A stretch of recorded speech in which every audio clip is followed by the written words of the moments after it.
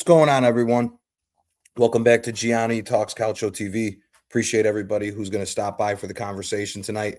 And yeah, we're going to get into this because there's been a lot of bullshit getting called around in the Italian media.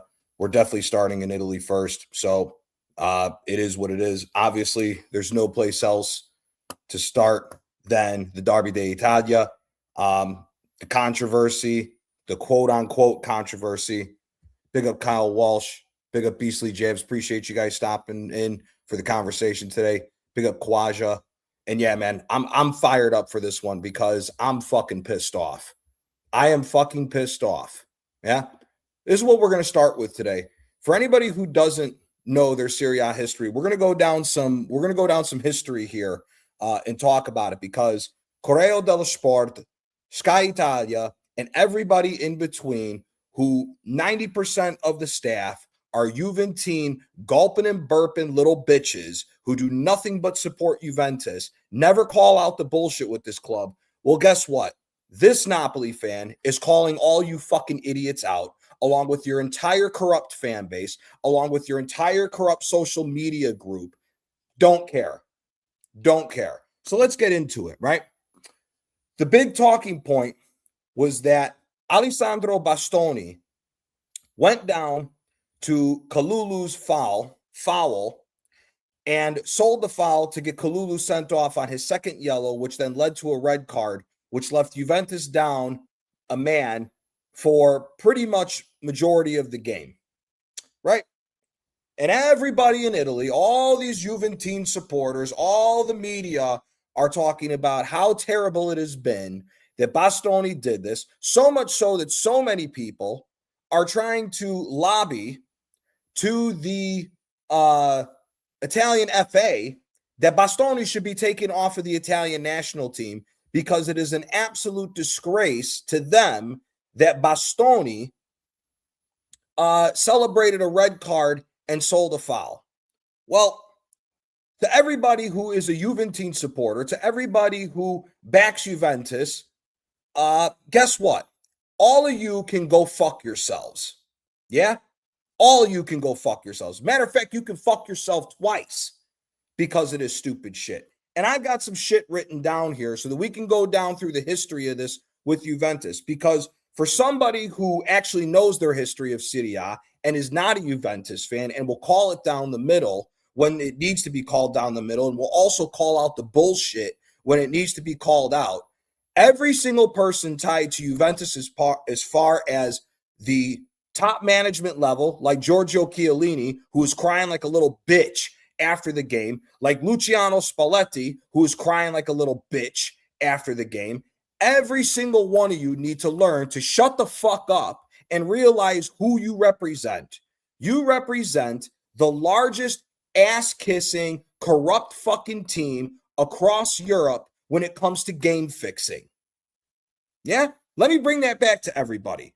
Everybody knows the Calciopoli scandal that took place in 2006, many of whom may not even know how that worked. What happened was the CEO at the time of Juventus, Luciano Moggi, over the span of 3 years, was picking and choosing the referees for all the games across Serie A, not just the games for Juventus. He was picking the referees across all the games in Serie A to help make sure that Juventus was going to continue winning the Scudettos because they couldn't keep up with the amount of money that Massimiliano Moratti was spending to build that crazy Inter Milan side at the time.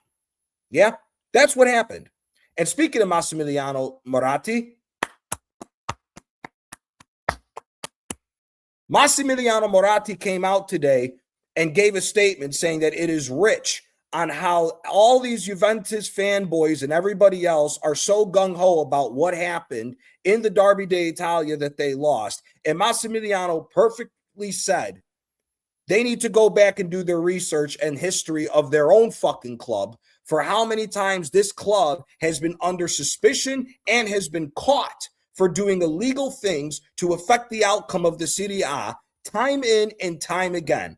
Massimiliano Moratti, brother, I'm Napoli first. Inter's always my second team. If Napoli's not going to win the Scudetto, never Juve, never Roma, never Milan. I want you guys to win, especially because it would make it even better if you jam this one in their fucking ass, because Juventus deserves this.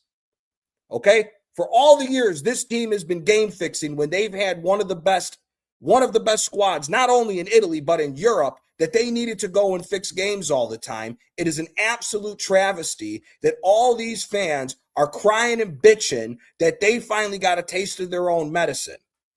So, this is what we're going to do. And also, really quick before we jump into this, Bastoni, you are awesome. You are awesome. Thank God you fucked Juventus. Thank God you fucked Juventus. Give them a taste of their own medicine, because they've been doing this shit for going on 40 fucking years and possibly even longer. That they've been under suspicion of rigging games left, right, and center, and nobody wants to call out their shit, because it's unbelievable how the majority of the Italian media are all Juventine tifosi. And for those that don't speak Italian, tifosi is fans. So all of them who are backing this nonsense, they should all go fuck themselves. Forza Inter in this situation. Yeah? That's where we're going to start off with this, because I'm fucking pissed off right now that all of these guys want to play selective memory when it comes to this bullshit when calling out Juventus. So let's start with this. Yeah? 2006, the Calciopoli scandal, which everybody knows because a lot of people like to attribute the Calciopoli scandal to the derailment of how great the Serie A was. The Calciopoli scandal was centered around Luciano Moggi. Moggi was the CEO of Juventus at the time, who was picking the referees for not only Juventus games, but all the different games across the league. Because what he was doing was to ensure that Juventus would keep winning, to try to stop the likes of the old Milan that we all know and love as far as the players and appreciate them. Even as a rival, you have to appreciate greatness, whether you like it or not. And Inter more specifically, because Inter and Juve absolutely hate one another. Okay? He was picking refs across 3 years. And what's even funnier about this whole situation is Juventus fans shamelessly will still hold up the years that they know they rigged the games, and they will show that they deserve to get those Scudettos back because it's Juventus. They're too big to fail. Nobody should talk shit about us. That's why I say, go fuck yourselves. Yeah? Here's the problem at the end of the day. They have vacated a Scudetto this year that should have rightfully went to Inter again, because they were the ones that weren't game fixing. Milan and Atalanta were also involved in that situation. And even more of a reason why Inter should have been given 6 Scudettos in a row rather than 5. But once again, because majority of the media has always been Juventus, they won't give it to Inter because they can't stand Inter Milan. Yeah? That's the first part about this. So let's continue. Juve also had the Prisma. Now, for those who don't know the Prisma, from 2021 to 2023, Juventus was cooking the books. They were paying off CEOs of different teams for them to come up with the price tag for the players that they wanted to buy, and then they would silently give more cash to those teams under the table for the real value of those players. Like, for instance, the purchase of Federico Chiesa and the purchase of Manuel Locatelli were the two that were the main ones there. Because not only were they doing that, they were also cooking the books on the financial income so that it wouldn't affect them as much during COVID times. So here you have a team that is a publicly traded entity on the Italian stock market, rigging the books, and guess what happens? Oh, nothing. Nothing. You know why? Because the owner of Fiat, Signore Agnelli, the Agnelli family, owns Juventus. They're too big to fail. Nobody will ever go after Juventus. That's why we're wearing this Napoli hat today, because we're showing solidarity with the tifosi of Inter, because we both hate Juventus and we both know the real bullshit that goes on in Italy, because nobody will call out this nonsense that this fucking club pulls all the damn time. Because the better question is, what would happen if a team like Napoli was cooking the books? Oh, mafia, them southern pieces of shit. one of the famous quotes that all the northern teams, except for Inter, like to call Napoli, the Africans of Italy, even trying to get racial with this shit. Nobody calls them out for this nonsense, but God forbid Juventus gets the same fucking treatment that they have done year in and year out, rigging games left, right, and center against all the other teams in Italy. Everybody cries like little bitches. They can all go fuck themselves. They can all go fuck themselves. Sky Italia, all these guys, Sky Italia has even gone down the road of trying to put in a petition that Bastoni should be removed from the Italian national team. Funny, the 2010 World Cup, Juventus finished 7th that year in Serie A, but nobody cried and bitched that Marcello Lippi brought majority of the Juventus team there. And guess what happened? We couldn't even get out of the group stage. We couldn't even fucking beat New Zealand because we brought that shit Juventus team there. But nobody will say shit about Lippi. Nobody will say shit about all the Juventus fans that were fine with it. But God forbid Juventus gets treated like every other fucking team. Now all of a sudden it's a problem. Get the fuck out of here. Get the fuck out of here. So now let's go back to the Prisma. Purchases across the board between 2021 and 2023, Juventus was rigging the prices by paying off the other teams across Italy that they were buying players from in order so that they wouldn't get hit with all the debt issues that they're currently dealing with. And magically, Juventus was able to settle out of court and just get a point deduction to lose to not going to Europe for 1 year. So, can you imagine if one of the Southern teams who have been historically linked with the mafia all the time, can you imagine if one of these clubs, particularly Napoli or even Palermo at that rate, because everybody likes to say that Palermo, Napoli, mafia this, mafia that, and all this other bullshit, right? Could you imagine if those teams were caught cooking the books? Could you imagine if those teams were pulling illegal shit to get players in like Juventus did? The country would be in a fucking meltdown. The country would literally be in a fucking meltdown. It's already hard enough for the Southern players to get onto the Italian national team. You imagine how much harder it would be for those players to get through all the obstacles that they have to deal with already being Southern Italian compared to the Northerners? It would be absolutely fucking insane. So once again, it is disrespectful for any of these idiots to pull this bullshit. But we also brought more facts. The fact of the matter is, not only did Prisma show that Juventus was cooking the books, Prisma also brought up the fact that Juve was rigging games again within the 2013-2014 season and the 2014-2015 season, specifically to make sure that Rudy Garcia's Rome would not overtake them in the standings in the Serie A. In particular, October 5th, 2014, Juve versus Roma. Juve was awarded 3 penalties. Not 1, not 2, 3 penalties in order to beat Rome 3-2. Guess what happened? Rudy Garcia called them out and went like this on the sideline to the referee after the penalties, knowing that usually the referees play to the tune of fucking Juventus. Guess what happened? Rudy Garcia got a red card for calling out the referees for everybody else in Italy knowing what the bullshit happens with and that everything goes Juventus's way. Okay?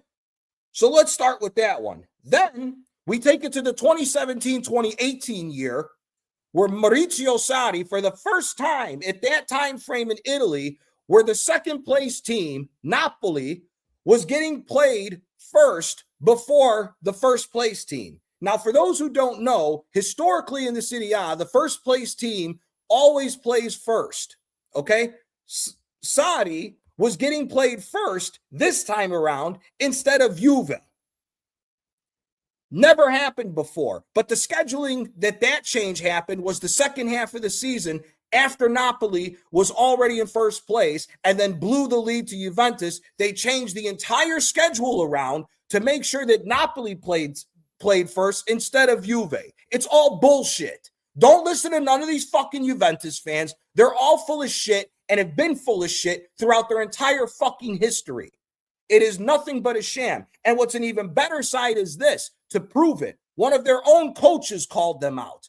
When Maurizio Sarri became the manager of Juventus in the 2019-2020 season, he stayed silent on the situation, and Antonio Conte, who was the manager of Inter at the time, called out Sarri for being silent and said it's different now for Sarri because Sarri is now the representative of the powerful side.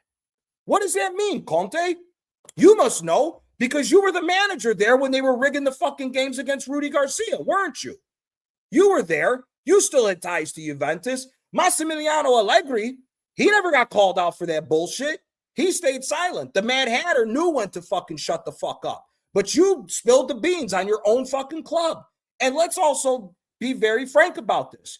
Conte is a historical player for Juventus. So why would you call Juventus the powerful side when you were not only a manager at that time, but you were also a player for that team in the 90s when everybody knew they were rigging games? What's the situation here, Conte? Why didn't you speak more about that? Oh, we know why. We know why you didn't speak more about that. Because nobody wants to actually talk about what really goes on in Italy and how Juventus is untouchable. The fact and reality is this. Juventus could fix the Scudetto for the next 10 years in a row, get called out for it, and they wouldn't lose any more titles. They won't get sent down to Serie B. They won't get fucked over like every other team that's ever tried this shit in Italy before. They wouldn't. They wouldn't. Let's go back to Calciopoli. All the big name players that Juventus sold because they didn't want to hang around to go into Serie B because of the situation that happened, Juventus got to keep all the money. Guess what Juventus did with all that money? Juventus put the down payment down for the Allianz Stadium in Turin. Guess what happened when Napoli went bankrupt and they sold players? The Serie A took the money from them. They said, you can't keep the money. They told Aurelio De Laurentiis, you need to change the name of the team for 1 year to put money into it. But nobody will call them out for that shit. Napoli had to change the name. For those who play FIFA, Napoli, before they just got their naming rights back in the game this year, they were known as Napoli FC. That was the name of Napoli for 1 year when Aurelio De Laurentiis took over this team because he wasn't allowed to keep the money from any of the fucking players that he sold. But magically, Juventus was rigging 3 straight Serie A Scudettos for themselves, rigging the games, stealing all types of shit. They were picking what referees which games, even if the referees they knew were paid off to make sure that they win, they get to keep all the money. That is the fucking hypocrisy that comes with this fucking bullshit league, okay? That is the hypocrisy that comes with Juventus, this so-called monster of Europe. People don't realize that if you really broke it down and went after year by year, the specific ones that they have been called out for spending money and rigging games throughout the fucking history of this league, Juventus may not be that far ahead of AC Milan or Inter Milan. In fact, Inter may have more championships than Juventus. But the problem is nobody likes to call them out because Juventus is the biggest fucking team in Italy. And once again, because these motherfuckers are publicly traded on the stock market in Italy, they're too big to fail. Where else does this happen? And then people wonder why the Serie A can never get back to where it was. Then people wonder why when this shit happens in the league, it trickles to the national team and there's politics of who gets to go on to the team. Let's all remember when Italy failed to qualify for the World Cup in 2018. Gigi Buffon, Giorgio Chiellini, Barzagli, and Bonucci, in cahoots with the rest of the Juventine that were running the Italian Federation at the time, was picking the team. They were the ones who picked the players to go on there. Then, when Sweden was beating us, Ventura didn't know what to do because the Tifosi, the fans of Juventus, hate Napoli. Guess what? They needed a goal to be able to try to pull themselves into the game to try to qualify. Guess who they put in? They put in De Rossi. They then wondered, why did they put De Rossi in? Well, wait a second. Guess who else was on the guess who else was on the bench who had an amazing year that year? Lorenzo Insigne. No. The Neapolitan can't come on. Fuck Napoli. That's what they always say, them fucking Juventine fans. So you know what? It's absolutely brilliant what Bastoni did. Once again, Inter. Actually, hold on. Fuck that. You get a standing ovation. You get a standing ovation. Fuck the old lady. Fuck fuck the Bianconeri, fuck Juventus, and every other fucking name that they got, they can all go fuck themselves. All their fans can go fuck themselves. All their fans that are pundits can go fuck themselves. Every single fucking time bullshit like this happens, they start crying and bitching and moaning. They all need to go fuck themselves. I'm sorry. I'm not having none of this shit. The fact that you're trying to get our best center back removed from the national team when countless world-class players have celebrated getting their opponent a red card throughout the history of Italy, when we haven't even qualified for another World Cup yet, the fact that you want our best center back to get removed and you want to make this all about Juventus again shows how much bullshit goes into that fucking team. And I'm sick and fucking tired of it that nobody calls it out. All these random YouTubers that want to be Serie A fans magically become Juventus fans. Oh, I didn't know about that. Bullshit. Bullshit, you didn't know about that. Bullshit, you didn't know about that. You know why it's full of shit? Because when Juve won the 29th Scudetto, they brought out a banner saying 31. Because they're so shameless that even the ones that they know that they rigged, they still claim that they won and have no problem claiming that they won. Because they are the most useless fucking team there is. If somebody went after Juventus the way they would go after Napoli, Lazio, Reggio Calabria, Palermo, Catania, any of those teams, if they went after any of those fucking teams, if any of those teams did the same shit that Juve did, won Scudettos off of fixing games, the National Guard, the Carabinieri, the military, Polizia Nazionale, everybody would go to jail. Everybody would go to jail because it's not Juve. Because it's not Juve. Juve came out and actually said, you know what? It is what it is. It was a bad decision by the referee. We didn't play well. Nobody will call out the fact that Juventus didn't play well. Nobody will call that out. Nobody calls out the fact that Inter was the better team for majority of the game. Nobody's saying that. Juve is flat out saying we lost the game because of a red card. Go fuck yourselves. Kalulu should have never put himself in that position in the first place to get a yellow card that early on into the game for him to even be put there, number one. Number two, the fact, once again, and you can got everybody can go on to Instagram, YouTube, or anything. Chiellini and Spalletti and the rest of the Juventus board were harassing the ref at the end of the game. Yet when any other team calls out the bullshit for the refs, going after any team going after the refs in a game where it's suspect that Juventus gets a last-minute penalty or gets a last-minute red card to aid them in seeing out the game, oh, it's hypocrisy. Everybody just hates Juventus. Da-da-da. Fuck you. Go fuck yourself. You know what, Juve? What you should do is go find Moji, pull his pants down, lick his ass crack like you guys did before and saying, oh, what he did wasn't wrong by picking all the referees to guarantee us to win. Because that's what all you guys have been saying for the years gone by is that Moji didn't do anything wrong. Well, go find Moji, go kiss his ass again because you won't admit that you guys rigged these fucking games, and I'm sick and fucking tired of all this bullshit. Inter, fantastic. I hope you guys run away with the league because Napoli is not up to it. We got our own problems. As long as you win and not Milan, and especially not them stupid motherfuckers Juventus, even more so now than ever before, I hope you guys win the league by 20 points. Fuck Juve. I'm so sick of this fucking bullshit.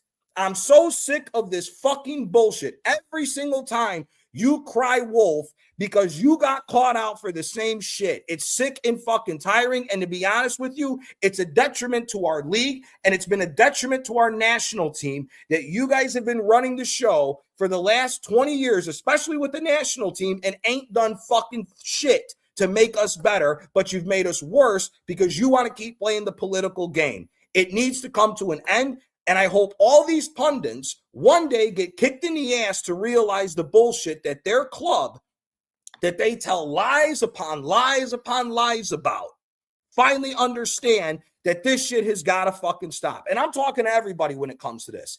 I'm talking to Corriere dello Sport. I'm talking to Sky Italia. I'm talking to DAZN. I'm talking to the guys at ESPN who fucking cover the Serie A when they get a chance to. Everybody who's going crazy about Bastoni, everybody, affangulo. Go fuck yourself. You guys will not call out Juventus for any of the bullshit that they've done in the past. Now you guys are all gung-ho because it's fucking Inter that got you, and that Juve, the biggest team in Italy, built on bullshit, lying, and cheating, finally got a taste of their own medicine. All of you can go fuck yourselves, and I'm sick and tired of it, and I'm so happy that it was Inter in the Derby d'Italia that fucked Juve that way. It would have been even better if it was Napoli, but let's all be serious here. If Napoli would have tried that shit, the whole team would have got a red card because we would have fucked Juve. They would have made us forfeit the fucking game with how rigged we know the situation is in Italy. So I just needed to get that out. My blood was boiling when I saw all this shit this morning of all these guys crying and moaning, crying and moaning, crying and moaning. Bastoni should be given an award by every other team that hates Juventus because finally they got a taste of their own medicine, and it's absolutely glorious that they got a taste of their own medicine and didn't know how to handle it, and they've been crying like little bitches the whole fucking day. They can all go fuck themselves. Now, let's get into the rest of the Serie A. Obviously, we know that Inter pulled off a massive victory in the Derby d'Italia and have retained their lead in the Serie A once again. So it is what it is, and currently as it stands, it does look like Inter is going to run away with the league again. And you know what? By all means, it is what it is. They are the best team in Italy. On paper and squad-wise, they are the best team in Italy. It is what it is. Inter currently have an 8-point lead on AC Milan. AC Milan does have a game in hand. And if my memory serves me correct, I believe it is Como that they have to play, in which Como has a game in hand, but could very well jump into the European positions even more so to be fighting for a top 4 spot. Now, as it currently is, the last time I looked at it, the coefficient right now for the Champions League is with Italy, is with the Serie A and with the Premier League. So at this current point, Juve would still get into the Champions League, with still sitting 5th. Listen, nothing would be even better than after that situation with Kalulu and the stink that everybody in the management section of Juventus did, that all of them, if they fell out to the Europa League, it would be absolutely glorious because of the amount of financial troubles it would cost them and their entire staff would be absolutely beautiful. And it's been a long time coming that this team got a taste of its own fucking medicine. Okay? And let's all remember something here really quickly to go back because I forgot to add this in. The Prisma situation that Juventus settled out of court with a slap on the wrist again, look at everything that happened. Tottenham hired Fabio Paratici to be their new sporting director. The guy walked away, but the hilarious thing about it was Tottenham signed him knowing that the Prisma situation was coming down the pipe. Paratici was kicked out of football for rigging games, for rigging the financial system for Juve to buy players illegally when they would have been in financial fair play problems. Agnelli, this is the owner of Fiat. The entire Fiat car company, the owner of Fiat, Agnelli, is also the owner of Juventus. He was banned from Juventus for 20 months because of the fact that he was helping Paratici, along with Pavel Nedved's sorry ass.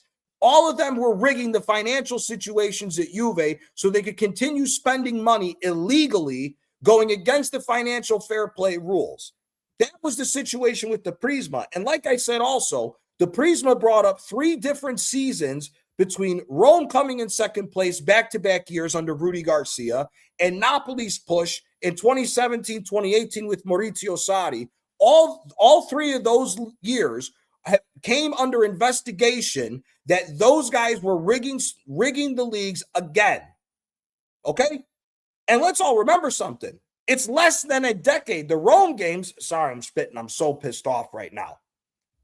The 2 Rome seasons were less than 10 years after the Calciopoli season when they got caught for fixing games. So how are you going to sit here and possibly rig games again in the Calciopoli less than 10 years later? It shows you don't give a fuck.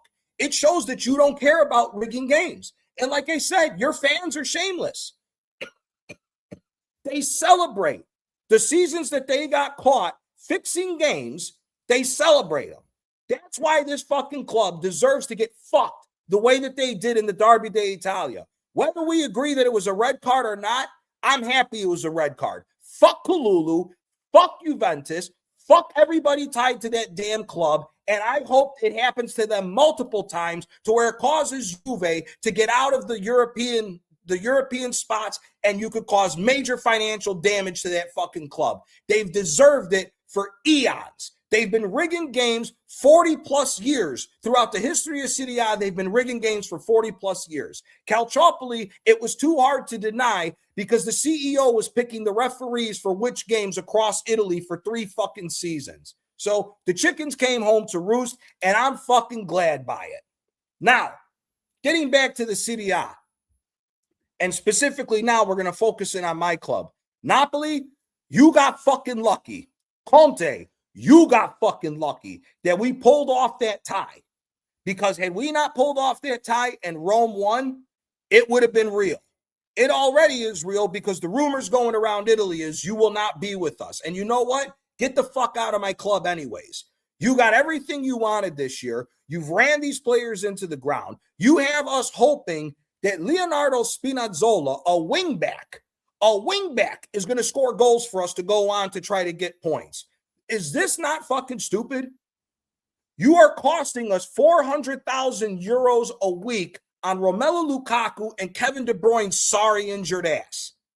De Bruyne, I'm sorry, it didn't work. You got to get the fuck out of the club. Lukaku's got to get the fuck out of the club. And that fucking bum, Matteo Politano, I swear to Christ, if you're not out of this team next year, I will personally be spending more time in Napoli and I will be harassing your bitch ass so you get the fuck out of my club. You've been a bum majority of your career. Conte knew you were shit at Inter. We knew that you were shit at Napoli. You had one good year with Gattuso, and magically Gattuso's holding on to something from 4 fucking years ago. That's why you got to call up to the national team. It's absolute bullshit. Absolute fucking bullshit what's going on with our club right now. Noah Lang, you didn't even want to give him a fucking starting job, Conte. Noah Lang's tearing it up in Turkey right now. Tearing it up. No, you wanted to start Scott McTominay at left wing when he was a number 10 last year when we won the Scudetto. What the fuck you doing, dude? What the fuck are you actually doing, Conte? And you know what? I'm sick and tired of seeing you running up and down the pitch screaming like a madman. You don't deserve to. You don't deserve to. Yes, you won us a Scudetto last year, and I appreciate that, and I thank you for that. But you fucked us this year. We should have been winning the Scudetto 2 years in a row, but you, no. We're going to go with a 35-year-old Kevin De Bruyne who ain't played a full season in 3 years, all major leg injuries over the last 3 years. But it's Italy. Well, it just came back and bitch in the ass and retaught you that the Serie A is not the same shit league it was 10 years ago. The league is much better now. The league is by far better than what it used to be. So, Conte, sorry, you keep us in the top 3. That would have been good enough had you won the Coppa Italia. You did it. You let Cesc Fabregas Como, who's out of form at this current point in time, make us look like idiots the second time. And we still got to play them again. And it's going to be another important game against fucking Como. And you better not fuck us that one either, because we got to make Champions League. Sorry about the rant that I've gone on. I'm just starting to see everybody who's in the chat. I'm going to drop the link into the chat because we're going to move on to talk about the FA Cup and the Premier League. I needed to get this off my chest. This situation with Juventus has had me absolutely fuming the whole fucking day because I am so sick and tired of that fucking club crying like little fucking bitches oh, it's Juve, nothing goes our way. The fuck out of here. That's why you got that many goddamn Scudettos. Fucking useless club. I've just put the link in the chat. Anybody who wants to hop on, you're more than welcome to hop on. Big up to Baran. Gianni, the problem is Como didn't even play that good, and they still were good enough to beat Napoli. Yeah, but Baran, the problem is long before that. The problem is that Conte ran all the fucking players into the ground. So it is what it is. At full strength, we should be better than Como. The 2 times this game and the previous time we played Como, we've had injuries already because Conte doesn't know what the fuck he's doing. Again, It's just an absolute travesty of what's going on. I got to big up everybody that's in the chat right now because I've been going on a rant, and I apologize that I haven't been shouting everybody out that's been here. I appreciate everybody who stopped by for the conversation. I'm sorry, man. It's just been a fucking day. I'm so fucking pissed off with all this shit with Juventus. Macy, I see you in the back. I'll get you on in 2 secs, my guy. I appreciate you hopping on for the conversation. Beastly Jabs, big up to you for stopping by. Kyle Walsh, my guy. I'm going to get you on soon. We're going to be in talk, Kyle. I'm going to get you on for the Who You Would Pay to See 11 show. Yeah, it's sorry, man. It's just been a fucking day today. I'm so mad at this whole Juventus situation. AJ, big up, my guy. Appreciate you stopping by for the conversation. Always appreciate you stopping by, my guy. RSV, big up, my guy. Appreciate you stopping by as well. Arteta Hate University, appreciate you stopping by. Chronic, always love you stopping by, man. Appreciate you stopping by for the conversation today. Why not? My guy, Capo Regime, my man. Appreciate you stopping by for the conversation. Ryan, the Arsenal fan, always appreciate you stopping by. Always appreciate you stopping by. People say I was crazy that the Serie A all-time second team is better than the Prem. Yeah, it is. Yeah, it is. Big up, Zier. My guy. Appreciate you stopping by. It wasn't a red, but you know what, Zier? Juventus has been getting away with bullshit like that for 40 fucking years, and it's about time that they got caught for them. And you know what? All their opinions, all the fact that they're mad, they can all stick it in their fucking ass because they're a piece of shit club. They've been robbing and stealing everybody for 40 fucking years. That team wouldn't be bigger than Inter or AC Milan if they got caught for all the times that they fucking were rigging games. Well, haha, my guy. And big up Vigilante for the raid as well. My guy, I appreciate you sending them over here. Appreciate you stopping by for the conversation. Quaja, my guy. Big up to you, man. Thank you for stopping by. There he is, the legend himself. Vigilante, appreciate you stopping by, my guy. Always appreciate you stopping by. Harv, big up, my guy. Thank you for stopping by. Abjit, appreciate you stopping by, my guy. I know it's late for everybody overseas on this one. Appreciate everybody stopping by for the conversation, everything else. Are Juve the most corrupt club of all time with them getting most refereeing to say? Yeah, they are, dude.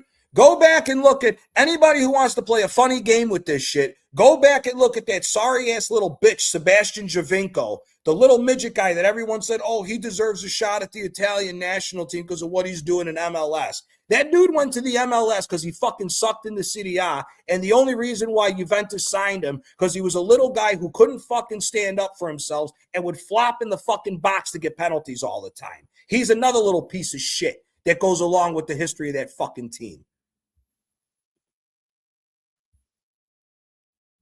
My guy, Kyle, let me tell you something. When it comes to Juventus crying like a little bitch like this, it's the worst thing ever when it comes to talking football to get me riled up with this. I'm so fucking sick and tired of that team. So fucking sick and tired. Pito, my guy, appreciate you stopping by for the conversation.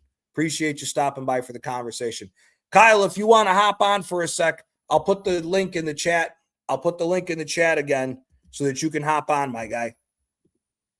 Always appreciate all you guys stopping by. Always appreciate all you guys stopping by. Macy, what are we saying, my guy? Sorry that I was on a rant over there. I'm fucking mad at this whole situation with Juventus crying like little fucking bitches.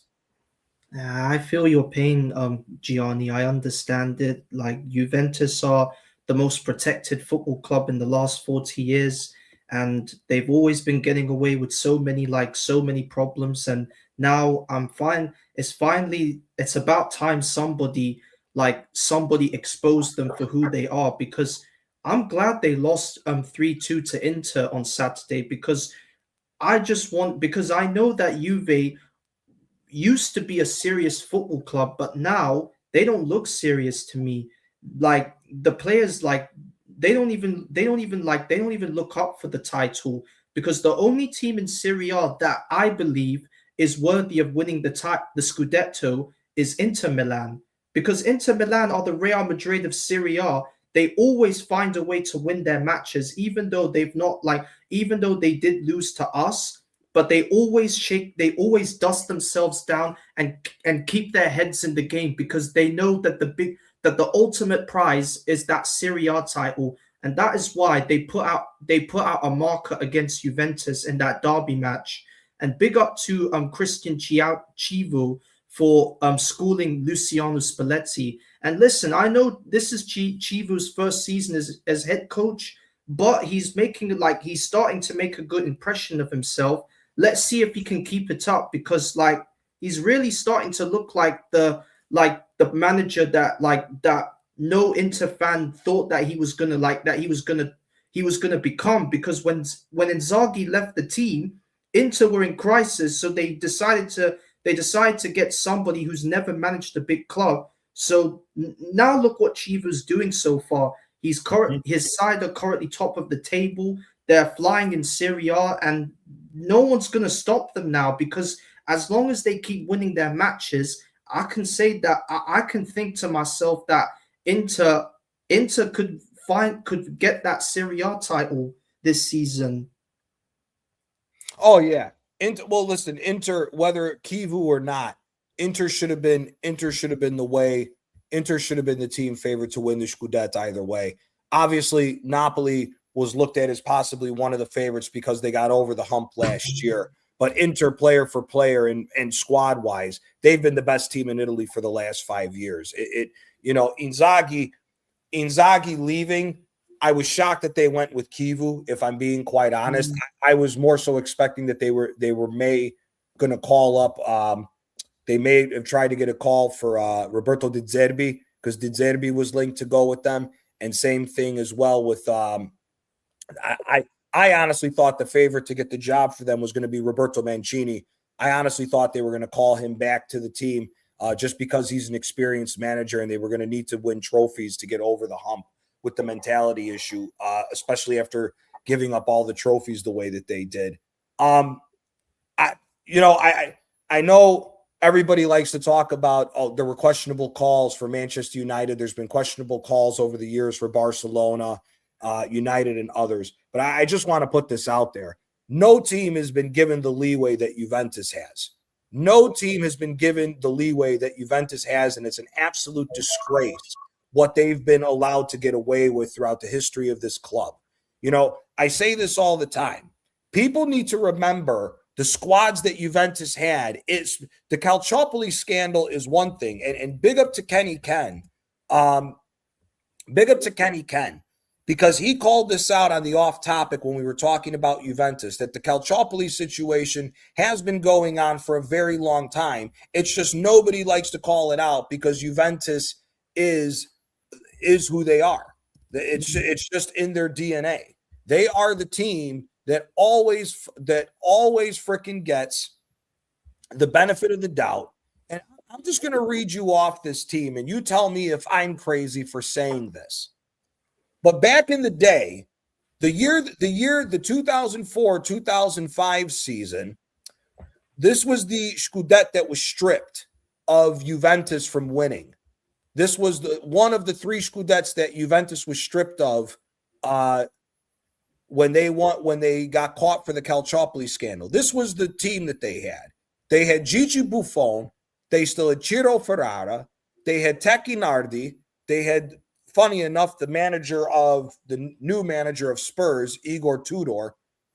They had Gianluca Pessotto, Emerson, Ibrahimovic, Del Piero, Nedved, Camoranesi, Trezeguet, Adrian Mutu, Fabio Cannavaro, Marcelo Zaligeta, who was supposed to be the next wonder kid coming out of them, Lilian Thuram, Gianluca Zambrotta, and the captain of Ghana, Stephen Appiah at the time. So when you have a team that is filled with that many stars, there should be no reason for you rigging the games. You should be able to go out and win it on your own. The fact that you have to go out and let's remember something. It got worse the following year, because when they got Patrick Vieira from Arsenal, Patrick Vieira was added to the team, and they were still fixing games. So the fact that you have that many world-class players on your team and you still feel the need to rig games shows that this team is not only full of shit, but should have been dealt with even worse than what they got during the Calciopoli scandal. The fact of the matter is they made over 200 million selling players before they went into Serie B and got to keep all their money for them to start building the foundations to build the new stadium and have even more of a leg up financially than any of the other teams in Italy. And the fact that they get away with all this shit when they're the biggest team and had that good of a team there, it's absolutely ridiculous. No, Baran, the doping scandals go into the fact that they were rigging matches as well. The doping, Juventus has had doping scandals, rigging the finances, even when they're a publicly traded company. They have been bribing referees. They've been bribing the Italian Federation. It's nonstop bullshit. It is nonstop bullshit when it comes to that fucking team and all the little things that they try to go about doing to make sure that they have a chance at winning. And it's an absolute disrespect to the Serie A and to the Italian national teams federation that they allow this fucking team to get away with practically murder. Because as I said before, if Napoli, little old Napoli, was doing this, when we have the connotation that we're always tied to the mafia and everything else, if we got caught doing this, Napoli would have got sent to the 3rd division or possibly even the 4th division. It's absolute nonsense. Absolute fucking nonsense. And I'm fucking sick of it. I'm fucking sick of this team when everybody has alluded to it for years, calling Antonio Conte, calling it the powerful side. And the fact that Rudy Garcia went like this on the sideline against the referee and got a red card and got kicked out of not 2 games. Rudy Garcia got kicked out of 3 games. They had to go to court to get the 3rd game removed for him to come back. And they said, yeah, because it was looking too suspicious that Juventus was pulling some more fake shit again. It's absolute fucking nonsense what goes on with this team. But I digress. We'll move on to the Premier League because Arsenal have a massive game coming up against Wolverhampton, which we all know the first meeting was own goals ole for Arsenal. And this game coming up against Wolves is absolutely massive because we cannot go here and drop points, not to this team. It is absolutely inexcusable if we go and drop points to Wolverhampton Wanderers, who is possibly fighting to be the worst team in Premier League history at this current point in time.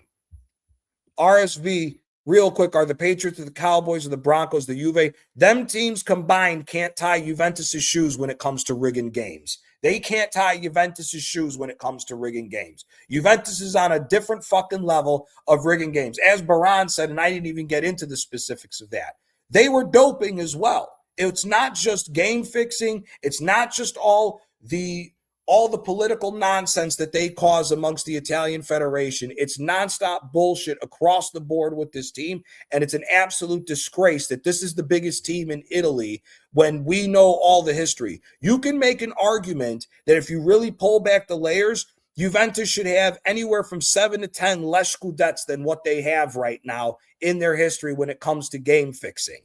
It's an absolute disgrace. Macy, to get you back in on this, what did you make of the Wigan game?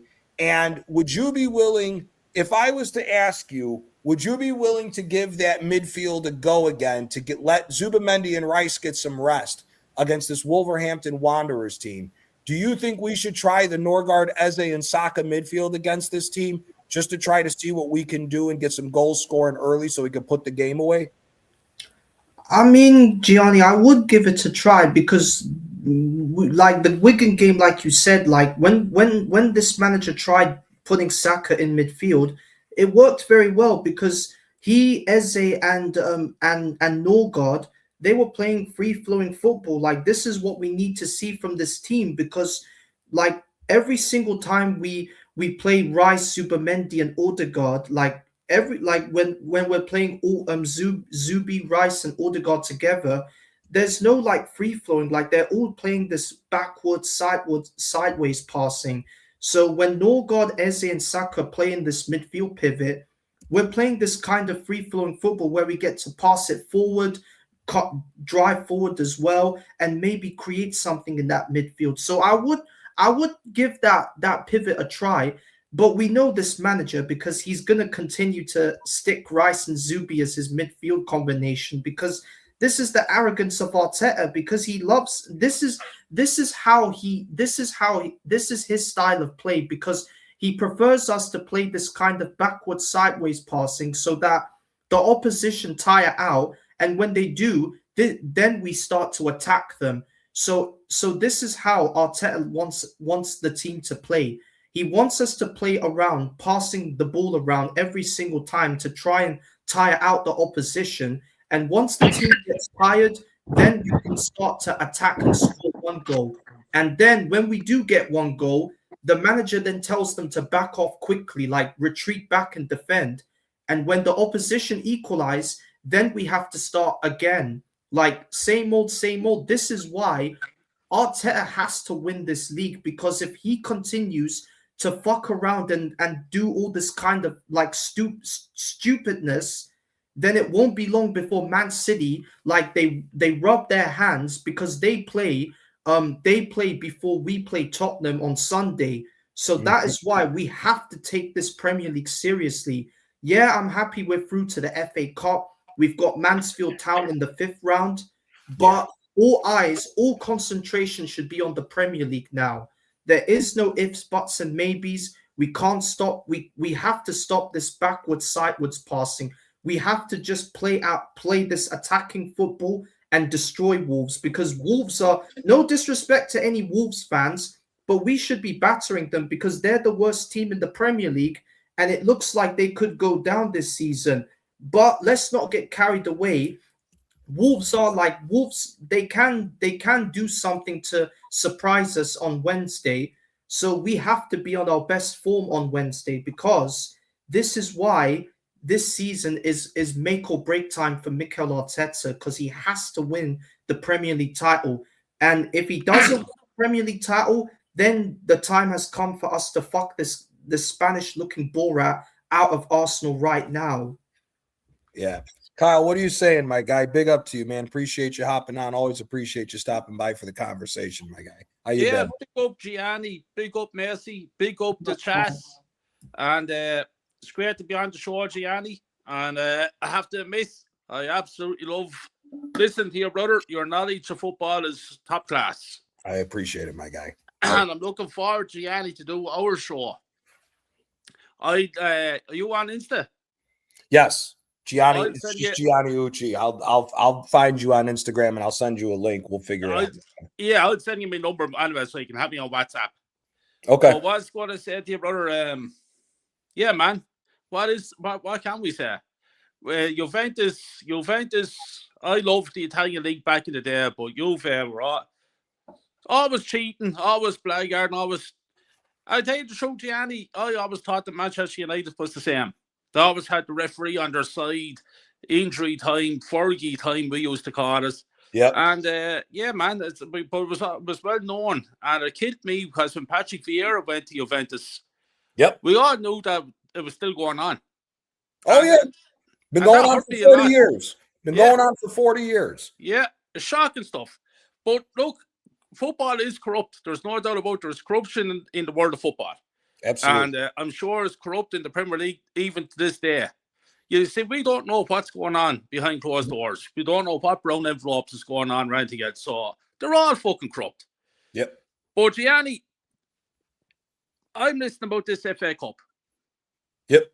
Oh, by the way, Gianni, I'll just quickly come in on it. I was listening to yourself and DJB with DJB's team. Oh, man. What a team he put together. He put a great team together. But Gianni, I'm going to be controversial, and I have to say this to you. Okay. Now, DJB obviously is older than me, and he got to see the players live. Mm-hmm. But from my experience and from what I've seen, I disagreed on one particular thing he said. And I big up DJB. I think he's top man. Big up DJB. But I don't think George Best was the man that everyone thinks he was. Okay. I always thought that Bobby Charlton was a better football player. You know what was funny was in the chat. I forget who was saying it in there. It might even be RSV who's in the chat. I'm trying to remember who it was, but they were saying something similar about that from the clips that they've seen, that they think Bobby Charlton was better than George Best. I actually I don't know. My knowledge of the old English leagues back then is not as good as everybody else's. I've been learning more and more as everything's been going on. My grandfather, my nono, God rest his soul, his three favorite players was Pelé, Maradona, and George Best. He said George, and I'll be very honest, them old school hard-headed Italians gave it very rough of a time of even acknowledging the old English and British talent across the board. He's one of the reasons why I respect Liam Brady the way that I do, because he used to say, he goes, listen, man, he goes, we make fun of them Brits. He goes, but Liam Brady was a fucking player. He goes, we can't take anything away from him. And he talked about George Best in the same way, which is the same way I was always under the impression that George Best was that good. But I do know that Bobby Charlton is held in very high regard as well, and is always considered one of the best that ever came out of the English Isles. I personally believe he's the greatest British football player that has ever lived, Bobby Charlton. Okay. I think he was an absolute genius. And the thing about it is, when they show clips and highlights, they always show the George Best goal in the European Cup final, but they never show you the Bobby Charlton's 2 goals before.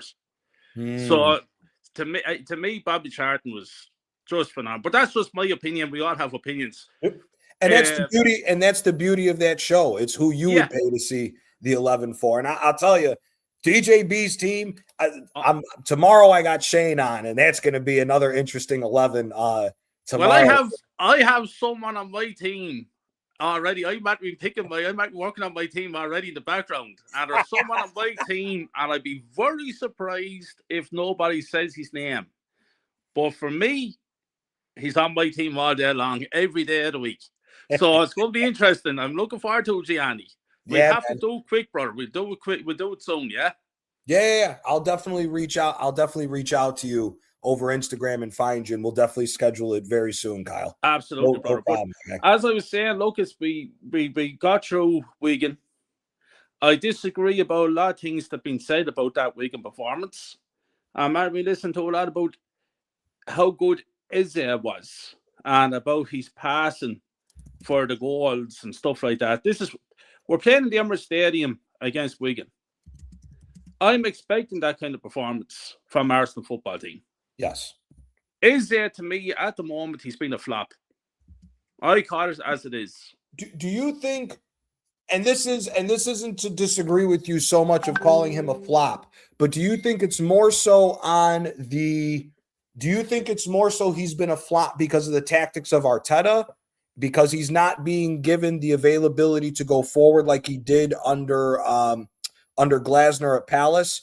Or do you think it's more so that he hasn't been able to adjust to the pressures of being at a bigger club like Arsenal compared to Palace? Yeah, I think the third part. I think the third part, you're hitting the nail on the head there. I think the pressure the big club is getting to him.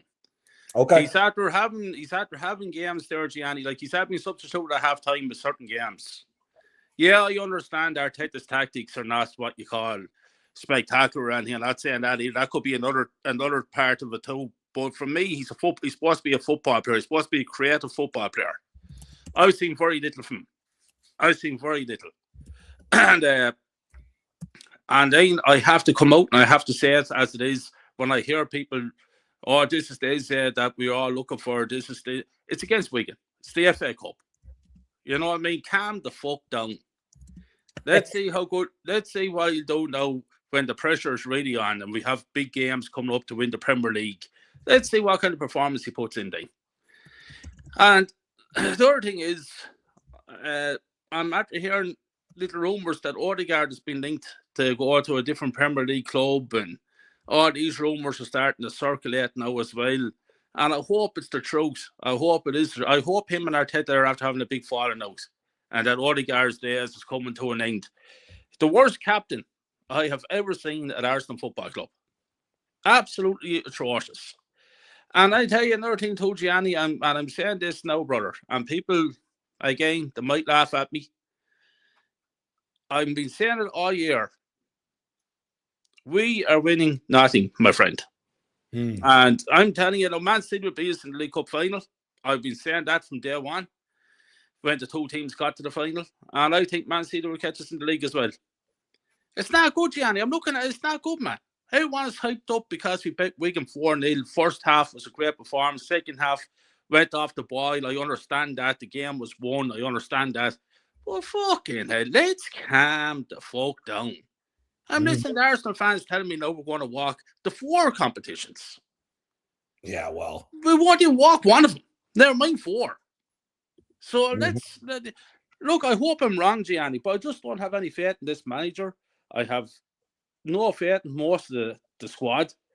Like, you know what I mean? And even in the summertime, I like to see big changes in the summertime. Even if Arteta is to stay, I like to see certain players go on, Gianni. They're not been at the club too long, brother.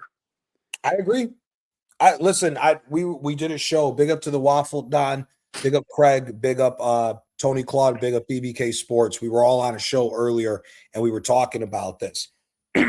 I don't know who said it, but because I know Odegaard's been linked to go to Manchester United, and they asked my opinion on it.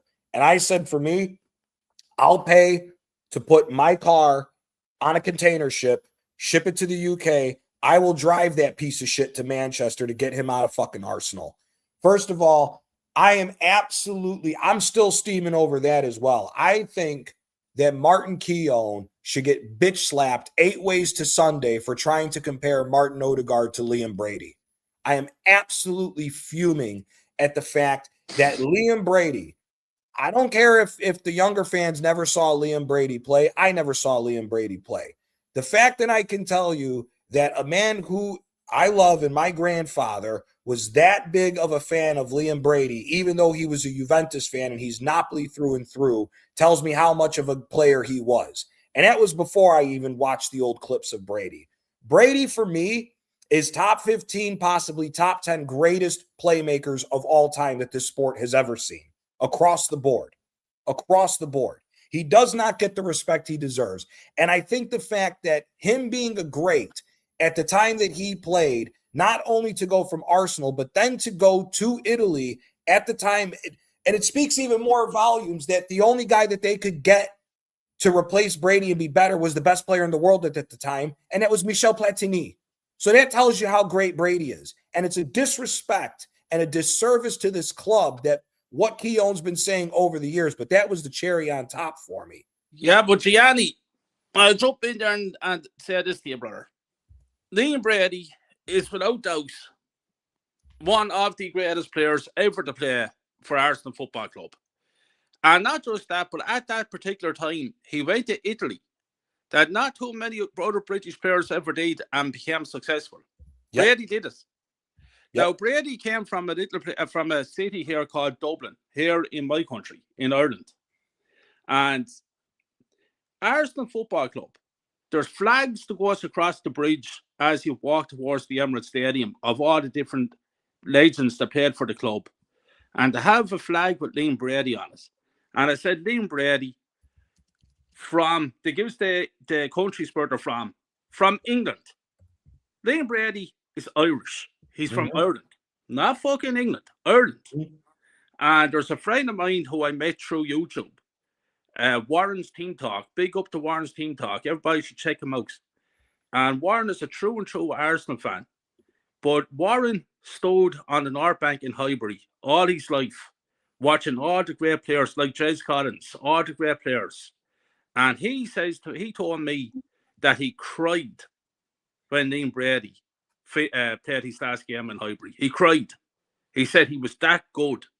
And Warren got on his computer and he wrote Arsenal Football Club a letter. And he said to Arsenal, how dare you have Liam Brady on your bridge going into your stadium and underneath it, Liam Brady from England. He said he's from Ireland. You can't even get that right. And what did Arsenal do? Changed it. Liam Brady from Ireland. Now, if Arsenal Football Club is getting that wrong, what kind of disrespect is that? From Arsenal, but from the actual club itself, Gianni. This is not fans. This is the fucking club itself. Disrespecting Liam Brady.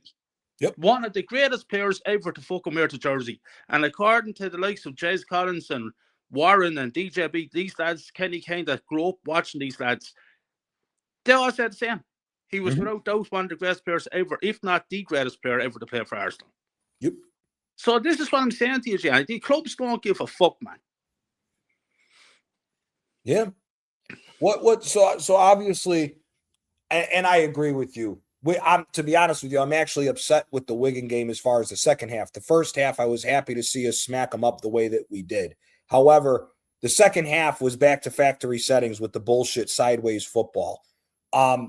I am of the belief, and Macy, you can jump in on this as well. Kyle, you can also have your say with this as well. Obviously, Napoli is a small club compared to Arsenal, compared to Juve, compared to Inter, compared to Man United and all this. When you're a big club, I always say this, you need to play to the DNA of the club.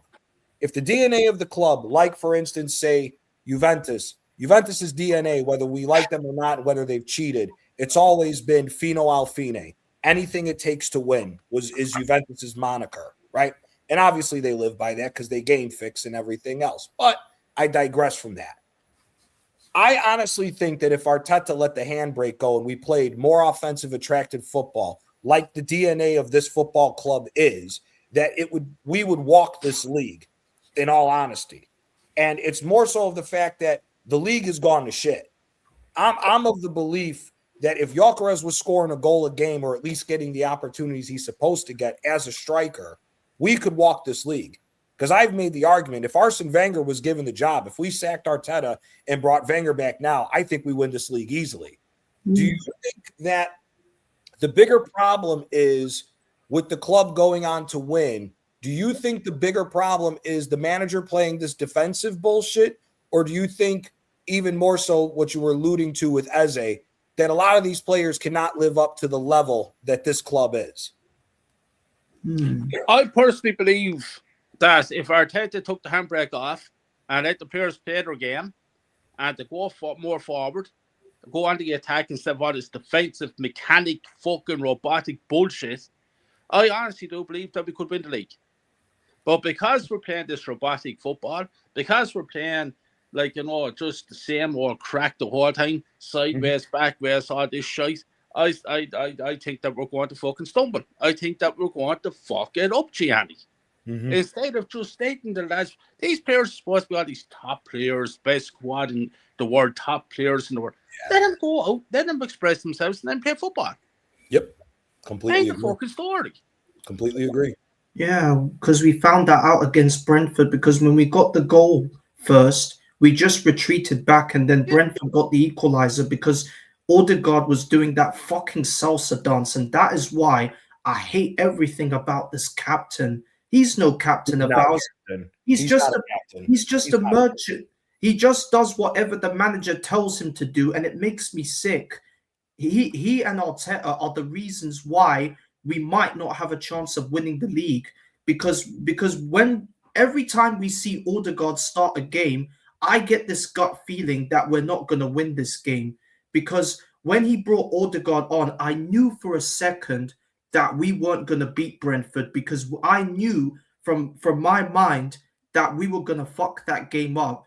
And that is exactly what we did, because Arteta always has an idea of starting his favorites, because Saka never wanted to come on that game. He was still wearing his jacket, but that stupid fucking set-piece coach was saying, "Oh, look, Saka, I want you to go this side, and you're gonna take the corners and all that stuff." Like, Saka didn't even want to play the Brentford game. He was wearing his jacket, but he had no choice but to come on. I feel so sorry for Saka, but we should have never given him that 300 grand. Like, we never should have given him that. I agree with you, Macy. When we did Aaron's show and they were asking to replace 3 players, like I said, for me, I think Jesus, Havertz, and Odegaard aren't even a conversation. They have to get forced out of the club either way.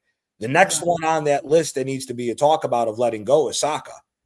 I'm sorry, 300,000. I don't care if it's euros, pounds, or dollars. You getting paid that much and you're doing what you've been doing is absolute bullshit. And I'm sorry, even before the injury, Saka was not world class to me. We throw that word. Too many pundits and too many of these fans throw world class around like it's nothing. Like it's nothing. World class is a different level of player. Saka is not anything that we haven't seen before across any league, for that matter. Kyle, you would know more than all of us because you've been watching football much longer than us. But you know, and everybody else knows, that if we actually break down who's world class throughout the history of football, Saka's nowhere near that fucking level. Gianni, I've been on YouTube a long time now, and I've been saying for a long time, but people were hyping Saka up and he was playing his best football. Everyone was rating, saying, oh, he's world class, world class. I've been saying it for years that this Saka is not world class. I've been saying Saka is not world class. He's a good player. That's all he is. Lucky enough for me, I've seen world class. Robert Perez is world class. Yes. Ray Parler. World Freddie class. Lundberg. I saw these great players. Thierry Henry, Bergkamp, obviously, all those fellas. Paul Merson, David Rocastle, Andreas Limpard. They were all much better. Mark Overmars. Much better fucking players than Saka. Yep. People need to calm the fuck down. This fella's world class, that fella's world class. Not world class. I'm listening about Vinici Jr., fella from Real Madrid, being world class. He's not world class. No, He's not world class. People need to relax. World class. World class me bollocks. I've seen world class. And it's not a football. I find it hard, Gianni, in the world football today, the way football is gone, I would find it hard to come up with 5 world-class footballers playing today. It'd be hard to come up with 5. That's Messi. Messi is at the end days. Ronaldo is at his end days. Yeah. So after them, who's coming up? People talk about Mbappe. No. To me, my jury is out on Mbappe. I don't think Mbappe. I don't think Mbappe is world class. I never thought Neymar was world class. No, I stand by it. I think Neymar is one of the most overrated players in the history of the sport. I think so too. Honest with you, would you agree? Would you agree? I've had this feeling for a long time. The sport nowadays is more about being an athlete as far as physical conditioning and pace than it is actually being a footballer. Gianni, when I was growing up, Gianni, I know this for a fact because I was talking to one of the great. I'm going to let off something here. I'm going to say something here, right, Gianni, but our show that's coming up. I mentioned a player's name that is in the mix from my team, by the way.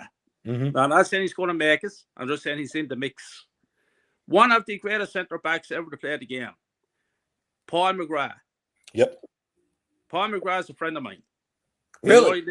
Paul McGrath lives about 20 minutes away from me. That's awesome. The man that locked up Roberto Baggio. Yeah. And Gianni, I always says to him about him marking Roberto Baggio. And he said to me, Kyle, I only got lucky on the day. And he never says, yeah, I had a great game. He always puts it down. Puts it down. But Paul McGrath said to me that back in the day, Gianni, scouts will be looking for skill. They'd be looking for ability. They'd be looking for intelligence. These days, scouts are looking for athletes. Yep. So me and you could go, Gianni, you could go to Napoli or Arsenal, right? And I could be a better football player technically. I could be better and more intelligent than you. But you could run 25 laps where I could only run 20. And it'll take you ahead of me because of your athleticism. So that's why football is better. You see, you don't see a Ryan Giggs anymore. You don't see a George Best anymore. You don't see a Paul Gascoigne anymore. You don't see a Diego Maradona anymore. Yeah, well, You know, it's backwards and sideways. Now you see the goalkeeper. There's no long kicks anymore. The goalkeeper is playing from the back, from the goalkeeper's kicking to the centre back, whatever the fuck that's all about. Kyle, I hate that shit. It's taking 15 minutes to throw a ball. It's taking 15 minutes to take a free kick. It's taking 15 minutes to kick a corner kick. Yep. The game is fucking. To me, the game is shocking. I don't like the game anymore, Gianni. The way it's after turning, it's I fucking. agree. It's not the football that I grew up on. I agree. It's a completely different game. Like I say, it's more about being athletes than actual footballers. You know, that's part of the reason why I love doing this show of who you would pay to see for the 11, because there's so many great players that people forget about, because it's always, oh, who's your best 11 of all time? Who's your best Premier League 11? There's a lot of guys who are world class that don't get into those 11 just because that 11 is a different level than everything else. They could be so close and just not make it. But the thing is that nowadays, like we've had this conversation on a couple of the shows where people ask about center backs, and they try to say, and it goes to like what Mark Levin put inside this chat right here, where some people are trying to say Virgil van Dijk. Virgil van Dijk can't tie the shoes of the greatest center backs of all time. I'm sorry. Virgil van Dijk is all about pace. Again, it's about being a footballer. For me, Virgil van Dijk is nowhere near better than Alan Hansen. Alan Hansen is 50 times the center back that Virgil van Dijk is, and that's just one at Liverpool.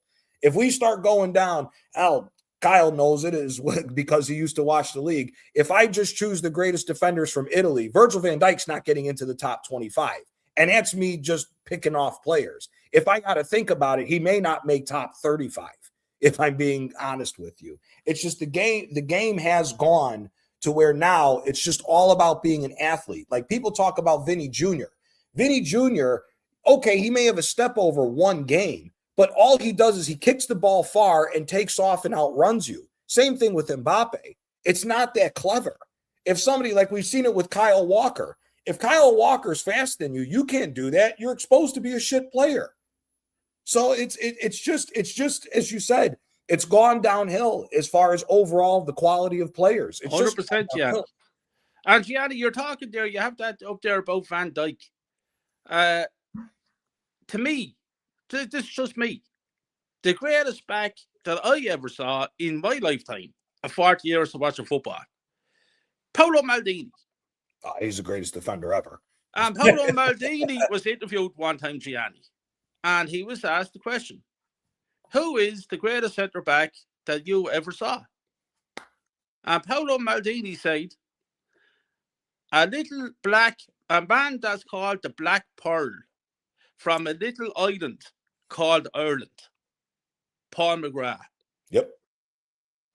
Now, when Paolo Maldini is saying that about you, yeah, you should be lying back at night time there with a little smile on your face.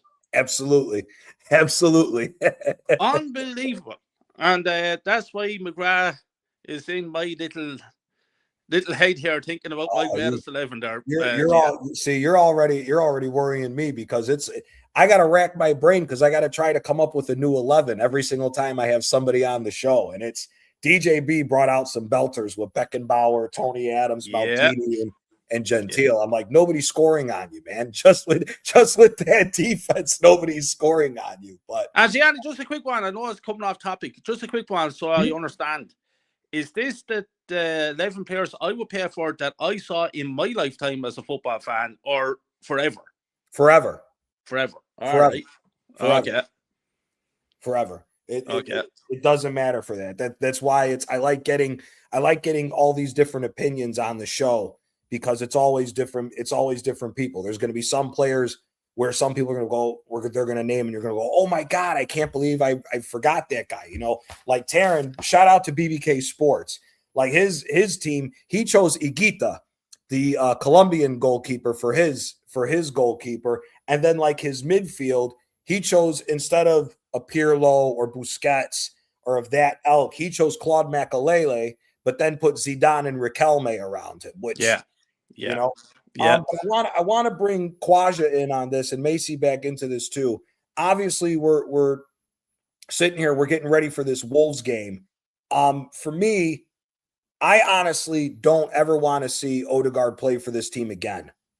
I think Martin Odegaard, the funny thing for me with this whole thing, talking about him going to Manchester United, I think Martin Odegaard is the perfect person to talk about in this current situation, because for me, I think the only reason why Martin Odegaard is being put in this position is because Arteta knows his ass is on the line for the rest of the season if we don't get over the hump. And Odegaard is also the perfect player to use as an example to show how this team has gone backwards from the 22-23 season. When we played open attacking football, we can say whatever we want. The stats were good. He was scoring goals. He was playing more offensive. The offense as a whole was playing better. But since this guy has gotten the PTSD and has gotten more defensive, it has ruined all the players around from us playing to the true potential that this team should not only be playing at, but also because they wear the badge of Arsenal, they should be playing the best football in England because that badge is what requires you to do. When you play for when I started appreciating Arsenal and became an Arsenal fan, Arsenal played the best football in England, bar none. Bar none. Do you think Odegaard is really injured, or do you think this is a fake injury so that Arteta is protecting him is my first question. My second question is, do you have a problem of sending him to Manchester United? Because I personally don't. I don't think this is anywhere near, if he goes to United, this is nowhere near the same situation as Robin Van Persie going to United at the time. And the last question with that is, obviously the Wolves game we need to win. But if it was up to you, would you allow Odegaard to even step on the pitch again for the rest of the season? First, for the third question, I don't want to see Odegaard anywhere near the pitch because I'm sick and tired of watching him. I'm really sick and tired of watching Odegaard play. When he brought him on against Brentford, I knew it was going to be a draw, a stinky draw, and it proved out to be a draw. Bottling tackles again, couldn't even defend a long throw in. Keane Lewis Potter was there in the back post. He just couldn't do something. He just gave up because he's not strong enough. Big up to Carl, the legend, as always, man. That's Big up, Quadra. Oh, he might have went out right there. Kyle, I'll put the question to you while Quad's is trying to get the internet back up for you. Same thing. Would you allow Odegaard to play for the team again? And do you think that it's a real injury, or do you think this is a fake injury so Arteta can protect him with all the situation going on? Yeah, no, I think it's a fake injury. I think himself and Arteta's after having a bit of a falling out. Mm-hmm. I think that his time has come to go over the club. And I'm like, Gianni, I personally bring him up to Manchester and tell Manchester there, take him. Yep. Yeah, I understand it's not as big a deal as Van Persie going to Manchester, but still, he's been the captain of our club and he's going up to those, as I always refer to Manchester United, fucking scumbags. I can't stand the bastards. I fucking hate them. I hate them. I can't stand them. But, Lucas, let him go. No matter what club he goes to. Just let him go. He's not good enough. But I've been saying this as well, Gianni. When he was playing good in the 23 season, lads were making him out to be the next fucking Zinedine Zidane. Mm-hmm. I said that he's not good enough. We're going to win nothing. And what did we do? We won nothing. It's about winning. I didn't see him lifting up fucking trophies in 2023 when he was having this great season, scoring all these goals, and fuck off, out of the club. Mm-hmm. So I hope that we don't ever see him again. Pack his bag, send him to Manchester. Good riddance.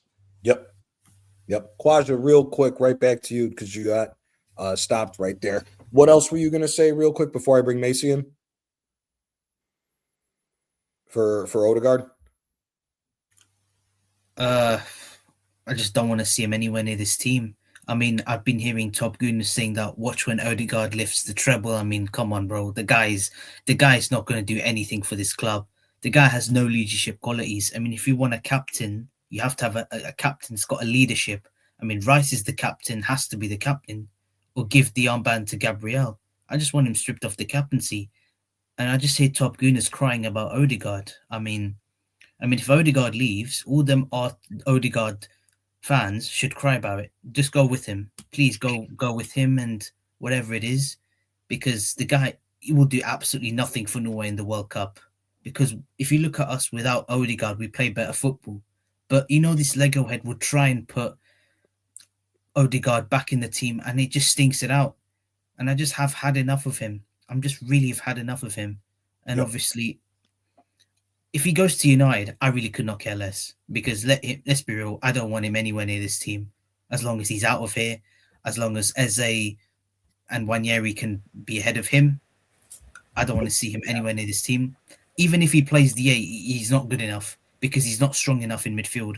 Because like when our opponents attack, he's not going to be strong enough to win duels, and he's just a weak footballer. I just don't get the hype around him. I just don't understand why Top Gooners think that he was back against Villa. I mean, he produced a very good performance against Villa, and somehow he's back.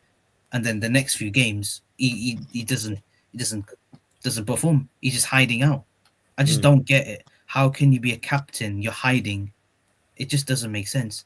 And obviously, with this Odegaard situation, is it a fake injury? No, not really. I think he's faking it.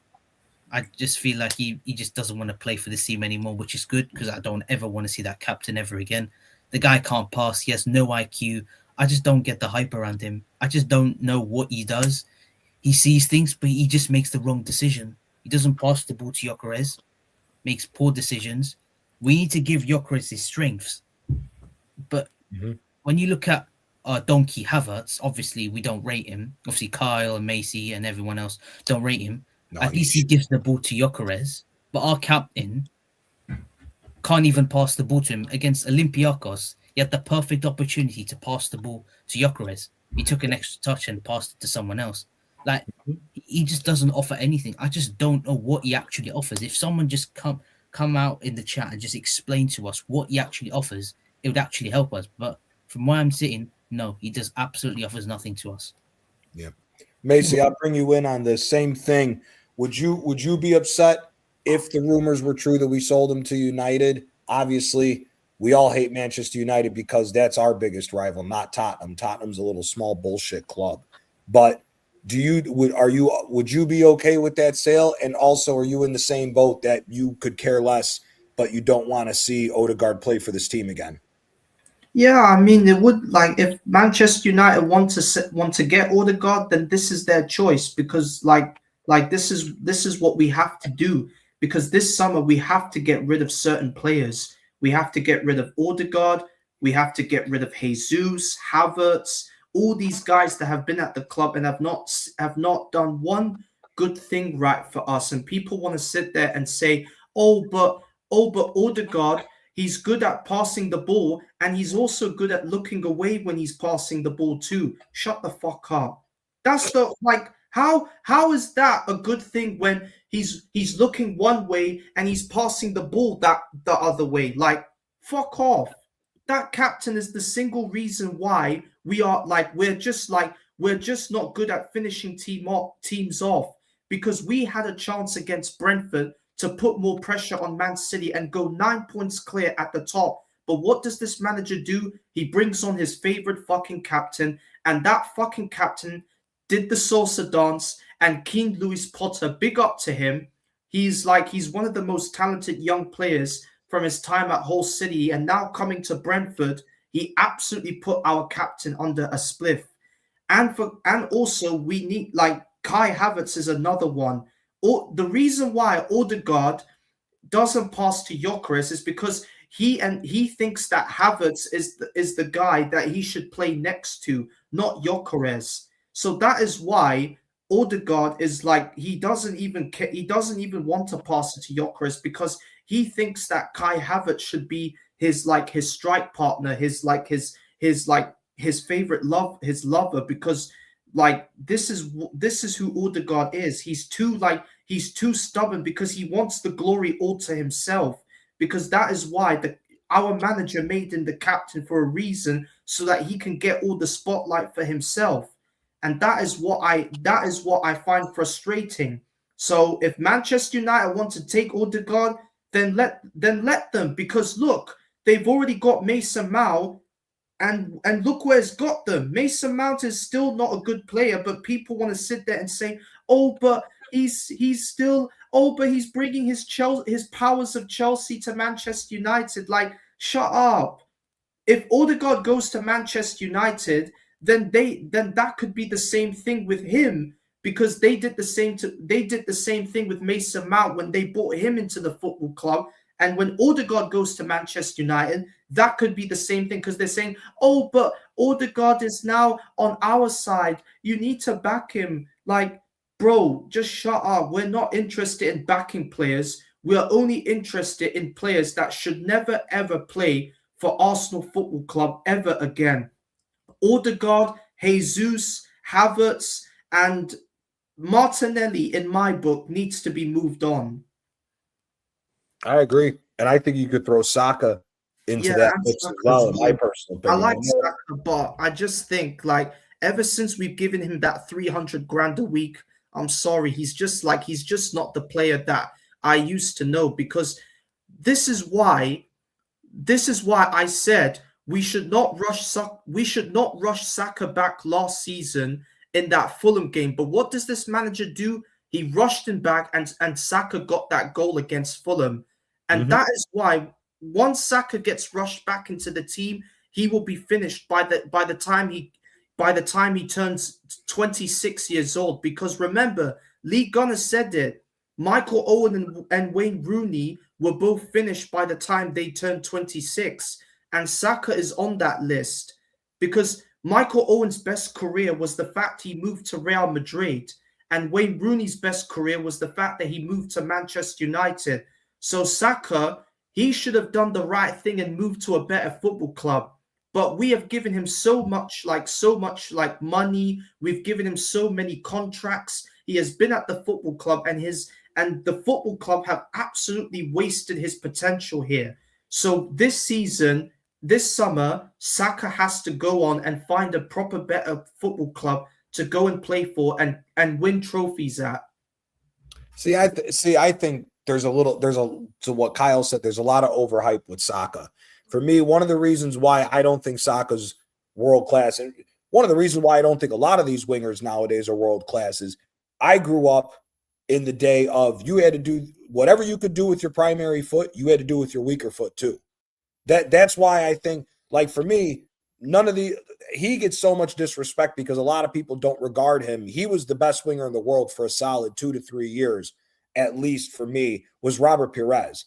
Anything Pires could do with his right foot, he could do with his left foot. It didn't matter. I'm of the old school to where I'd rather see a right-footed winger play on the right-hand side, and if he can cut into the middle, he's going to shoot with his left foot. If you're a left-footed winger on the left-hand side, your first job is to give the ball to the striker. You want to cross the ball in for the striker or for the number 10. Those are supposed to be your two goal scorers more than the wingers are. Yes, the game has changed a bit because now there is so much more emphasis on the wingers scoring goals. But I just think this inverted shit altogether is just bullshit, if I'm being completely honest. For me, Saka, I think if there is a chance to save Saka, you try to save him. I personally think Saka would be better in a number 10 position than in a right wing. I don't think he has the legs anymore. I think that the manager has ran him into the ground, and Arteta is responsible for all of these injuries, if I'm being quite honest with you. I mean, the fact that we've had this many players this season that have gotten hurt in warm-up is bullshit. If you're hurt, you don't play. Like, we could say whatever we want about Fergie. Fergie would never run these guys into the ground. Not Fergie, I'm sorry. Wenger would never run these guys into the red. That was always what he said. If you're in the red, you don't play. You have to rest because it's more so about the marathon than it is about the sprint. And for me, I just think that Saka has been ran into the ground so much that I don't think we're going to get the same player. I'd rather have Saka, if he comes back, be able to play as a secondary striker or a number 10 coming into this season, coming in for the rest of the season, to try to save his legs, because I just don't think this guy can go up and down the pitch. And it's also the problem with the manager. These wingers are not supposed to be playing as much defense as they are. Kyle, maybe you can correct me. I don't ever remember top-class wingers having to run all the way back to be wingbacks. No, I never saw Robert Pires or Mark Overmars or Freddie Lundberg running back, playing right back.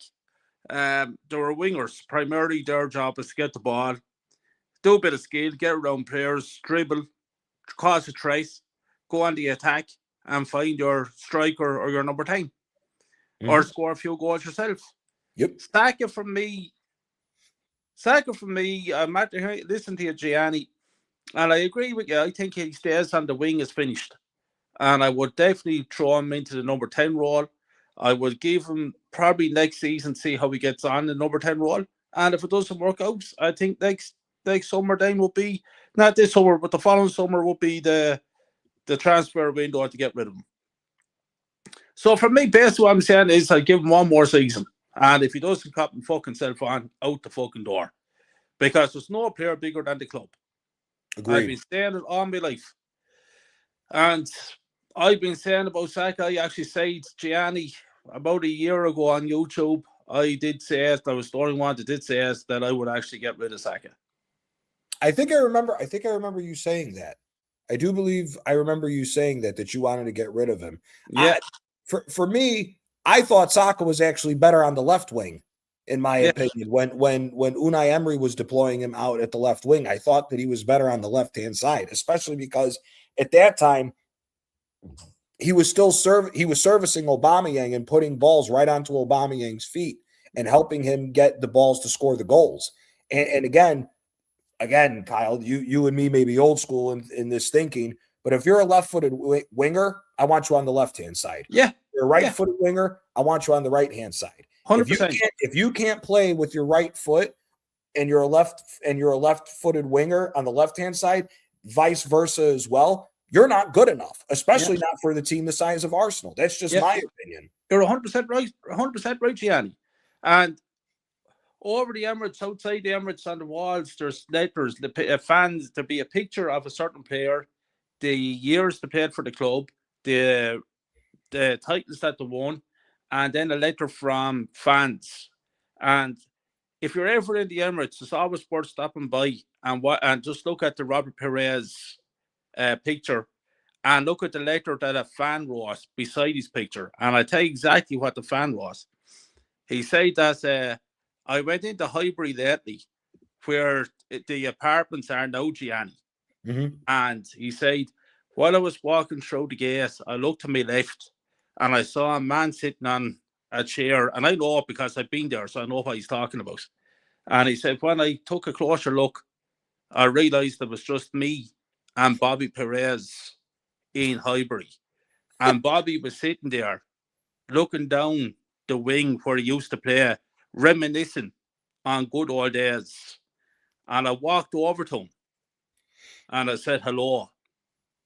And then there was a pause. And then he said, I should have said thank you. That sums it up. Yep. That sums up Robert Perez. Yep. Mate, when I saw that for the first time, I cried. Mm-hmm. I can imagine. A legend. I remember the first time I went to before now it's known as the Stadio Maradona. The first time I went to the Sao Paulo, I cried. Because it was just so enchanting to go to that stadium, especially growing up the way that we grew up. Because every weekend was around Napoli. I have to say to you, brother, I don't know, maybe you did see him, maybe you didn't. I don't know what age you are, but I was lucky enough, Gianni, to saw Diego Maradona with Napoli. I was lucky enough. I'm not old enough. However, I was at the Ciro Ferrara game. If you ever get a chance to look at it, they have it on YouTube. Juventus and Napoli played a game against one another in 2005. It was the first time Maradona returned to Napoli after he left. And it was nicknamed The Messiah Returns to Naples. And the crowd was absolutely insane. I think they said there was 15,000 fans just around the hotel room that he was staying at for that. And it was absolute insanity when he came back. They had to delay the game almost, I think it's 15 or 20 minutes. I remember that, Gianni. Yeah, I remember that. And I think that he actually left in a car, and I remember thousands of fans surrounding the car and everything. Yep. It was crazy stuff.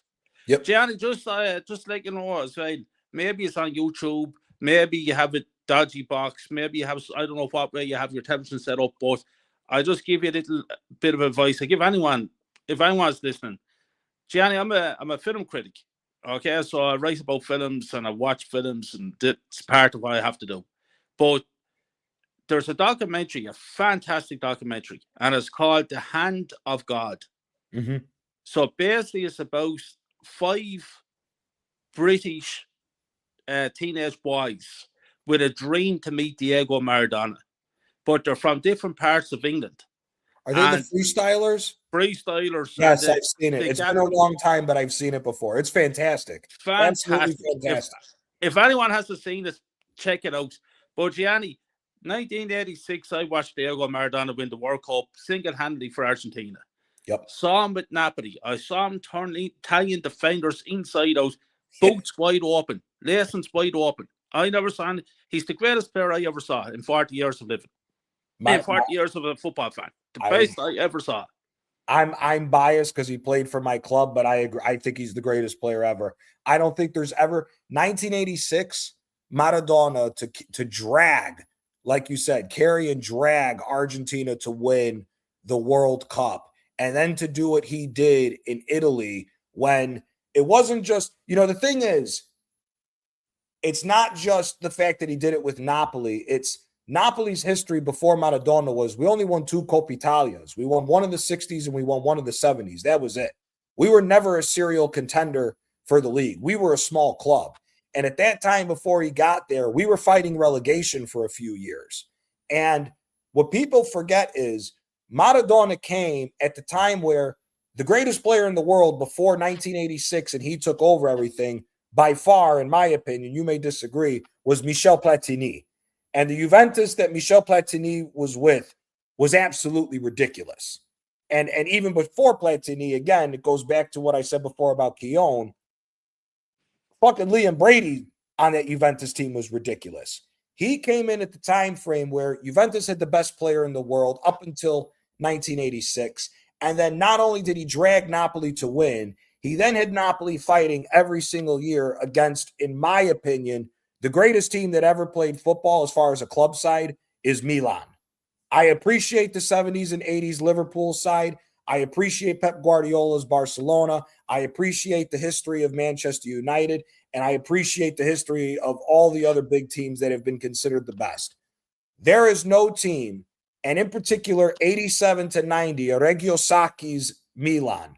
There is no team that has ever played the sport better than that team. And the fact that he was able to keep a very small market team at that time frame. We're a much bigger club now. But the fact that he had that team fighting with the likes of that Milan, the likes of that Juventus, the Lothar Matthäus, Jurgen Klinsmann, unbelievable Inter side, and then all the other teams, the Rome team, the Lazio team, everybody else, the fact that he was able to drag that small club and win 2 titles, should have been 3 if it wasn't for the mafia causing him to sell the other one. But the fact that he won 2 Scudettes and had them in a fight every year against those clubs, there's no other player that will ever be on the level of Maradona, in my opinion. 100%. I know people like to say Messi. Messi, for me, fantastic player. Messi would never be able to drag a team of that small caliber up to the level of what Maradona did at Napoli. And what makes it even worse with that is there will never be a league on the same level of what Italy used to be from mid-'80s to mid-2000s. There will never be a league ever on that level as far as the amount of players. 100%. Real quick, Macy, a couple of guys have asked us, do you have a YouTube channel so that people can follow you? Can you give a shout out? I don't really have a YouTube channel, Gianni, but I am thinking of starting one. But the problem is, I need to get my parents' permission first because they are a bit concerned about my my own life. So yeah, I mean, it's just that I just love when I'm on when I'm on other people's channels and just to show my face to the whole world on who I am as a person. So yeah, I mean, I understand Mark wants me to do my YouTube channel. I get it, but and he's saying nice shirt, Macy. Oh, thanks, Mark. It's a Marvel shirt with the Spider-Man picture, and big up to Spider-Man. He's my favorite hero, and and big up to all the Marvel superheroes too. Well, I just want to give a shout out to Kyle said that he's a film critic. I want to give a shout out rest in peace to Mr. Robert Duvall, who passed away today. Fantastic actor. Uh, Absolutely fantastic I actor. tell you, Gianni, I was actually driving home there this evening when my father rang me, and he said, "Sad news, Robert Duvall has died." I couldn't believe it. Listen, he's 95 years old. He lived a great life. He's an iconic actor, and yeah, he'd be well known for his role as Al Pacino's brother in the great Godfather movies. And his 11-minute cameo performance in Apocalypse Now, which, in my opinion, is the greatest war movie ever made. And he also made a great movie that nobody talks about. It's a film called The Apostle. He's a preacher in it, and it's a phenomenal movie. I've seen the movie. Yes. Another good movie, We Own the Night, was another. Yeah, we movie want the nice. Yeah. with yeah. him, Joaquin Phoenix, Joaquin and Mark Phoenix. Wahlberg. Great movie. Another fantastic movie. And another great movie was also in Falling Down with Michael Yep. Douglas. Yep. Amazing film. But yeah, no, look, we're all going to go the one way. But for me, Gianni, movies is a big part of my life. And as you can see, just here beside me, it's that's an original Sinbad movie poster back in the early 1970s. That came from the cinema back in 1970. So I collect all original posters and stuff. So films is massive to me, and it's always sad when I see great actors pass. Just a little side note, because this is actually interesting now. Because if you were to say if you were to pick your 5 favorite actors across the board for films, who would you say are your 5 favorite actors, and then who would you say are the 5 best actors? Jesus, Gianni, great question, man. We must do a movie. We must do a movie night on a YouTube here some nights. I love movies as well. I don't watch as much movies as I used to because of work and everything else. Yeah. But I used to watch a lot of movies.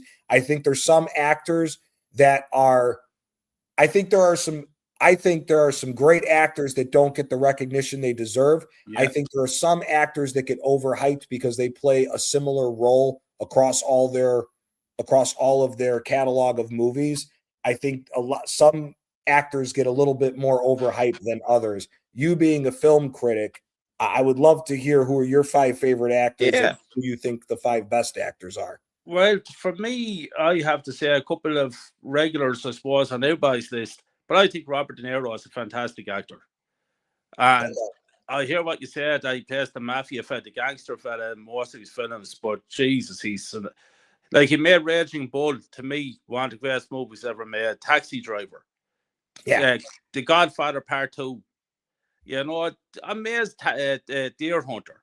The list goes, the list goes on. Casino, Goodfellas. It's unbelievable. Did you ever hear the story about The Godfather, about Robert De Niro and Al Pacino? Go on. So if you ever find it, it's very difficult to find because a lot of stuff happened to where they got rid of a lot of the old books. The story in the first Godfather about I can't believe I'm forgetting the singer's name.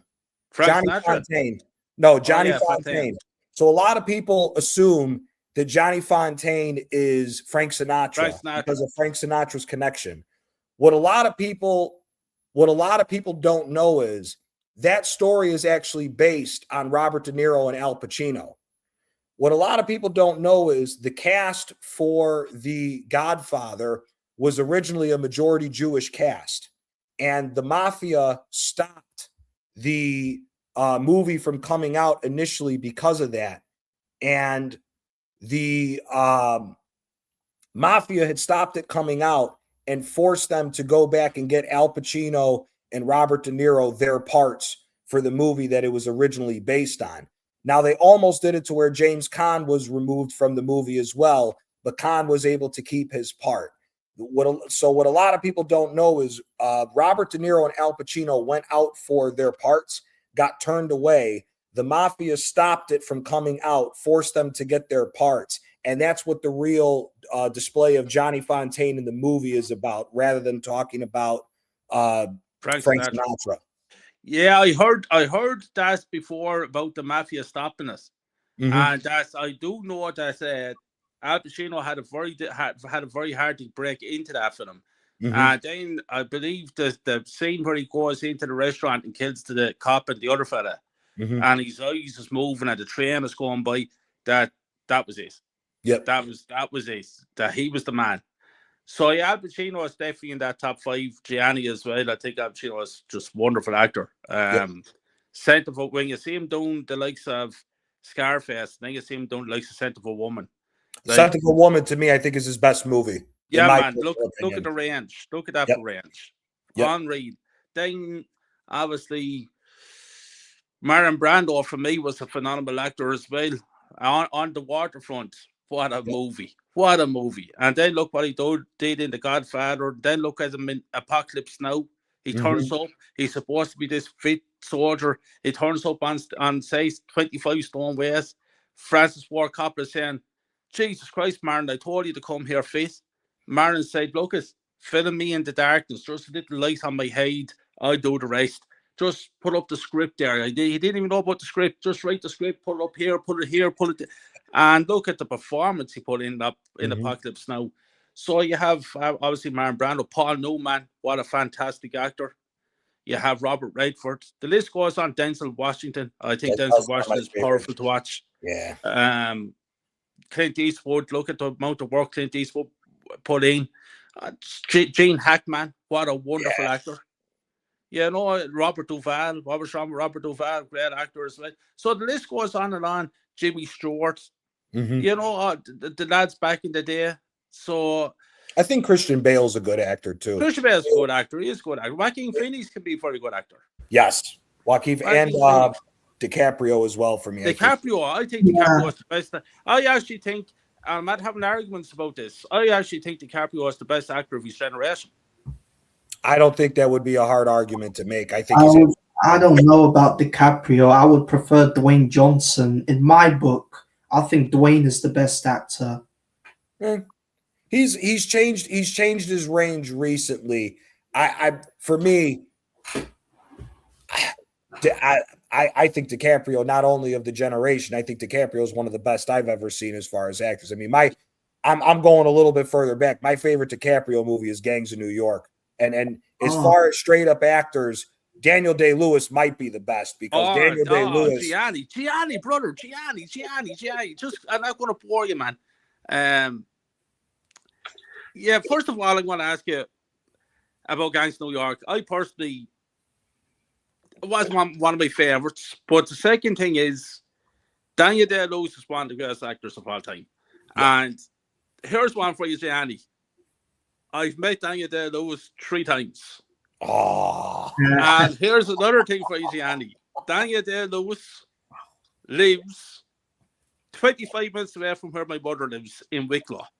Really? And I met him one time collecting his son from the local school, and I met him twice in the woods and he out running.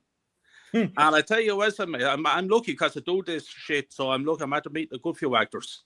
I met Morgan Freeman. Absolutely fantastic. And I said to him, Mr. Freeman, up in Merrion Square Hotel in Dublin, and I shook his hand and I said to him, Mr. Freeman, it's a pleasure to meet you. And you know what he said to me? Son, my name is not Mr. Freeman. My name is Morgan. My parents christened me Morgan. He was a fucking legend. Yeah. And I met Jack Nicholson, who's 2 ends of a bollocks. I've met Lady Gaga, who was lovely. I met Jenica Houston, who was an absolute bastard. I met Roger Moore, and he was a fucking bollocks as well. So I'm at to meet a few, man. Some are bollockses and others are all right. But Morgan Freeman was the nicest one I've met. He was lovely. Yeah. But yeah, no, look, film, I always say, it's your own opinion. For me, I could tell you The Godfather is the greatest movie ever made. You might tell me Star Wars is the greatest film ever made. It depends on it's up to yourself. I say Apocalypse Now is the greatest movie ever made, the greatest war movie ever made. You might say Platoon. So honestly, it's a little. it's going to be funny, but I think the first Godfather is the best movie I've ever seen. I always think the second Godfather is the best movie I ever seen. The second one's up there. They're both up there. The other one for me, a lot of people didn't see this movie because one, it was taken out of the theater very early, but it also speaks to De Niro. Once Upon a Time in America is a fantastic movie. Amazing film. Fantastic movie. Yeah. James Woods, amazing movie. Yep. Yeah. I know. Yeah. Listen, I back in 1 second. You just walk away. I just want to back in 1 second. Yep. No problem. Raja, for movies, what are the movies that you like since we've gone down this movie path? What are you into as movies? To be honest with you, I like the James Bond movies with Sean Connery and Roger Moore. I think those are really The old school ones. enjoyable movies. Obviously, unfortunately, Roger Moore and Sean Connery are no longer with us. That's sad. Oh, Listen, Pierce Brosnan is a good shout as well. Pierce Brosnan's James Bond movies were class. Daniel Craig was good as well. Macy, do you want to say something? yeah, and I also enjoyed watching the Godzilla movies as well. I mean, Okay. Godzilla for me was the top monster movie in the planet. Like a huge giant dinosaur like stomping in New York City with a massive fire breath. I mean, Godzilla has always been my favorite monster. Do you guys like Godzilla, or do you think King Kong is better? I don't really get those are actually the type of movies that I don't really get into, if I'm being quite honest with you. The last time I saw a Godzilla movie was the Matthew Broderick one, the old one that came out.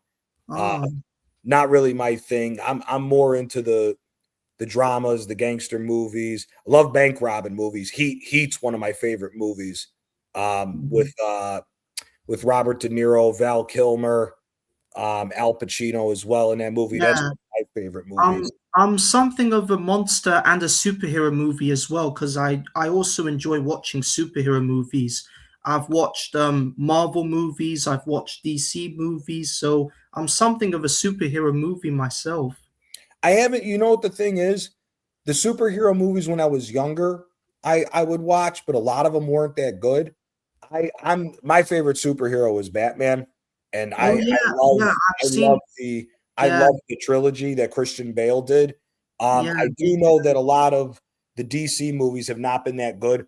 A lot of people tell me to get into the Marvel movies. The last time I saw a Marvel movie, a lot of people won't believe this, was the second Iron Man. After that, I really didn't stay on top of it. Yeah, the Marvel movie that I enjoy watching was the Spider-Man movie, from Homecoming to Far From Home. So I've watched all of the Spider-Man movie, number 1, number 2, and number 3 with Tom Holland.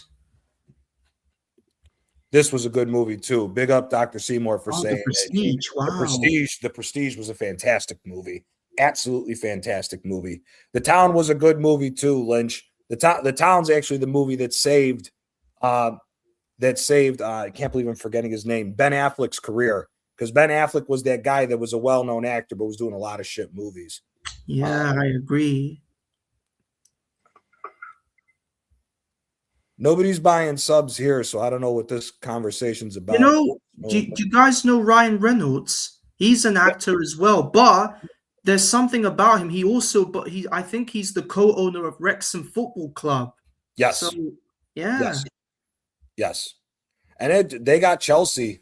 They got Chelsea coming up in the FA Cup draw. Wow, What did you guys make of the FA Cup draw? Just to get back to football real quick before Kyle comes back.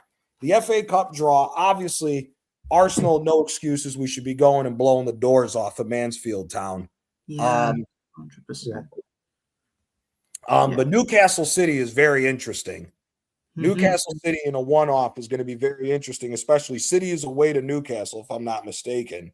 Yeah. Liverpool's away to Wolves. Chelsea's away to Wrexham. West Ham and Brentford, I think, is going to be very interesting because West Ham, I don't know if they're going to stay up, but they may potentially go down and they may have to play for the FA Cup.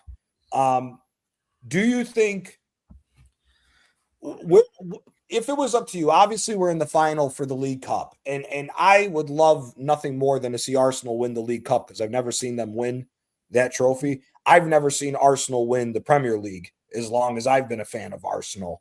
Would you guys prefer the FA Cup over the League Cup, or would you just take the League Cup now because we're in the final? I would love to see them win both. In fact, I would love to see Arsenal win the domestic treble, if I'm being quite honest with you, because we've been so starved for trophies over the last few years. But would you – here's a two-phase question. I think that the League Cup final is probably going to determine who wins the Premier League, in my opinion. Do you think that the winner of the League Cup final determines who wins the Premier League? And if it was to go south in the League Cup, do you think that the FA Cup then is mandatory for us to win? Or at that point, do you just want the season to get over with so we can sack Arteta? Either one of you guys can go first. So I wouldn't mind us winning the League Cup because, like you said, Gianni, I've never seen Arsenal win the League Cup since the 90s. So the last time I saw Arsenal in the League Cup final was against Man City, and they absolutely destroyed us in that final at Wembley. So I'm hoping we win the League Cup, but the thing is, Manchester City will be up for it because they're in a bit of they're looking to rebuild. They're looking to avenge what happened last season when they lost the Premier League title. So they will be up for the League Cup final too. And Pep Guardiola, he's not gonna let he's so desperate to win a trophy because last season he fucked up all the trophies, but this season he's not gonna let it happen because Pep knows exactly on how to win something. And I think Man City have a golden chance of winning the League Cup, as do we.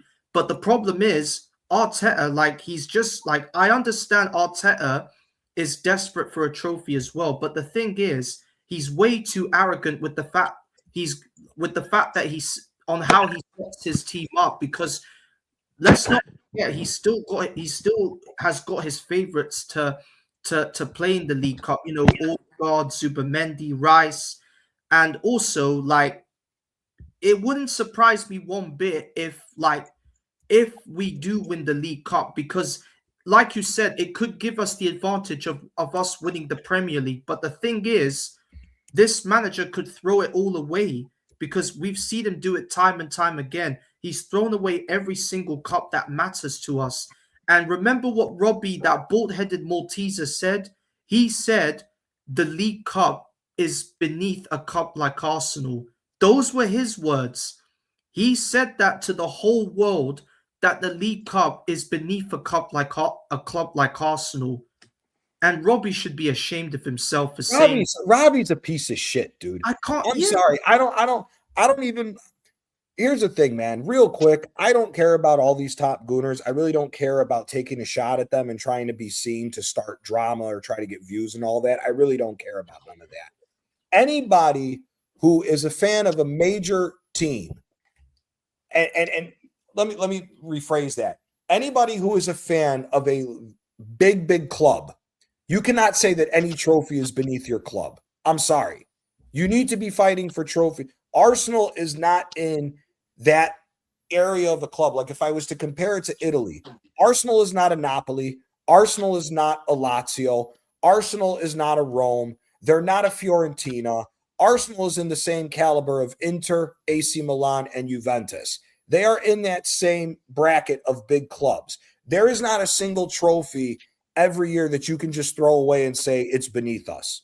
When you're at that big level of teams, you have to go for every trophy every year. Whether you think one trophy is smaller than the other is on you, but you cannot say that a trophy is beneath you. I humbly disagree with that ideology. You can, especially, again, my team is very small when it comes to Italy. We're not as big as a lot of people try to say Napoli is. We have grown in size over the years from what the new ownership has done in taking the rebuild of this club very seriously. But when you are a fan of a big club like Arsenal, you have to go after every single trophy every single year. And I find it very disrespectful when people throw away the League Cup. I find it even more disrespectful, especially starting out as a foreign fan, that the FA Cup has lost its luster the way that it has. Because me growing up, the FA Cup was bigger than a lot of league trophies back in the day. The FA Cup was considered by far the biggest domestic cup trophy there is. It's bigger than the Coppa Italia. It's bigger than the Deutsche Pokal. It's bigger than the Coppa del Rey. It's bigger than the Coupe de France. It's bigger than all those trophies. And I find it absolutely disrespectful that as a whole, majority of the English fan bases just say, oh, it's just the FA Cup. The FA Cup is a massive cup, and I find it very disrespectful to that cup and the heritage of that cup that people feel the way that they do about it. That's just my opinion. Yeah, it's absolutely shocking. 1987, I witnessed my first fucking cup as an Arsenal fan. The League Cup against Liverpool. I watched the Stein lift up the League Cup with the FA Cup in 93. And now we're in the League Cup. I was actually at a League Cup final in 2007 that we got beat by Chelsea. Yep. I was there and witnessed it. And here we are now, 33 years later, with an opportunity to win the League Cup. I want us to go out and fucking win us. Mm-hmm. League Cup is the League Cup. The FA Cup is the most prestigious cup in world football. And when I hear fans saying, oh, we don't need the FA Cup, it absolutely sickens me. Does that mean then that we should take away all the cups that we've won throughout our history? Does that mean that we shouldn't have celebrated 1993 when we won the domestic double? Does that mean in 1998 we shouldn't celebrate because we won the double, that the FA Cup meant fucking nothing? The crowd of fucking arseholes. Gianni, just quickly coming off, Mark, I just want to show you something quick. You mentioned the original Godfather movie. Mm-hmm. Well, I'm one of the very lucky ones. As I said to you, I'm a huge collector. So here's what I have this is one of my prized things. It's the original Godfather. Paramount Pictures had a cameraman on set who took 72 pictures throughout the filming. Mm-hmm. And I have number 54 of 72 pictures that was taken. Awesome, man. That's awesome. One of the pictures that was taken on the actual set, man took the picture as they were filming the scene. It's at the end where Diane Keaton is looking in at Al Pacino and the boys are kissing his hand in the office. So here it is. Here's the original print, Gianni, from the Godfather movie, brother. Oh, that's awesome. That's awesome. That's the closing scenes of the first one. And where is the number? Oh, The number is there Right somewhere. there, 54 out of 72. That's awesome. That is awesome. That awesome, there, brother, is worth serious money. I'm going to show you another one. And then that's it. I want to show you. the same thing, brother. They got in, obviously, cameraman on the set of the original Indiana Jones and the Raiders of the Lost Ark. Oh. And at the very beginning of the film, when Harrison Ford, Indiana Jones, is getting the gold skull and he's putting the sand down on the before the big ball comes, get ready. An original photo off the set of Indiana Jones. Oh, that is awesome. That is awesome. This is movie history right here. There's movie history right there. Movie history, brother. That is fucking awesome. Kyle, I appreciate you so much for showing those two. I got so my dad, this isn't with movies, but I love DJB and Shane's retro show. My father is moving. We're gonna have to go pack up his house and we got to go through his stuff. And I said to DJB, I will show it to him when I find it. My grandfather, my father has it now. He is the old school long sleeve. I think it's a 72 jersey of AC Milan, and it was the old number 10 of Gianni Rivera. And he told me that, he goes, if you find it, he goes, you can frame it and put it in the house next to the Napoli jersey. So once I get it, I'm going to frame it and put the two of them next to it. And I told DJB that I would send a picture of both of them so they could show it on the retro show. I know I said it before when I picked him on my team with DJB. You know, a lot of people, they love Totti, they love Baggio, they love Del Piero, which they're all world-class players. But for me, I still think Gianni Rivera is the best Maverick Italian player of all time. Unbelievable. Unbelievable footballer. Yeah. Jesus, Gianni, to have that jersey, man, that's something special. Was my grandfather's favorite player, and he Something special. hated Milan. He hated Milan more than Juventus, but he goes, Gianni Rivera is the best player I've ever seen touch a ball. So, and again, people forget about him. He broke in at 16 in the 60s. That was unheard of at that time. Unbelievable. Unbelievable, man. That is history. That's what I'm saying. That's why I love all this stuff, because it's all history. And especially when you're a serious collector. Yep. And that's things you don't see every day of the week. Yep. Yeah, no, the same with that jersey. I wanted to shoot this question to you. I've never seen Arsenal win the League Cup. You have had the pleasure of seeing them win both. Yeah. My first question to you is this. Do you think whoever wins the League Cup between us and Manchester City is going to potentially determine who wins the league? And secondly, after that, if it does go south and we don't beat City for the League Cup, obviously we want Arsenal to win as many trophies as possible. Would you want them to go full-fledged on for the FA Cup if we fall short in the League Cup to try to get a double? Or, as I said, if you believe that the winner of the League Cup wins and it happens to be Manchester City, is it almost to the point to where you don't even care about the rest of the season and you just want the season to be over with so we can get rid of Arteta and start turning the corner and getting away from this nonsense? No, I want us to go full belt for the FA Cup, no matter what the result is in the League Cup final. I personally believe, I honestly do believe, Gianni, I hope I'm wrong, but I do believe that Man City will beat us in the final. I do believe that. I hope I'm wrong. And I also believe that if they do, they could possibly, 90% of me is saying that they could go on and win the league then, Man City. So I want us to go full strength. I want us to go all out to win this FA Cup. Just to win the FA Cup. Yep. I'm not going to give up on the season just because we get beat in the League Cup final. Still a lot of things to play for. Yep. But Gianni, it comes back to it again, brother. Under this manager, I have no faith. I just don't have any faith. But it's sad. Yeah, no, I don't. I can't see us winning anything out of this manager. Yep. And it shouldn't be the case. It shouldn't be the case. But it is. I'm not excited. I'm not excited like I used to be. Like in 1987, against the great Liverpool team, I actually believed that we could actually win it. And that was against the great Liverpool team. In 1983, yeah, I thought that we could beat Sheffield Wednesday. But we weren't great. Don't forget, we finished 12th that season. We weren't great.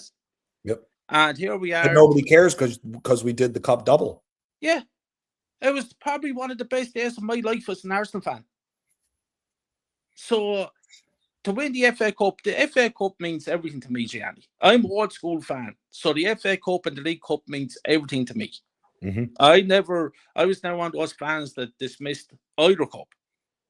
And that all happened because Alex Ferguson decided to take Man United to a World Club Cup competition for more money, extra money.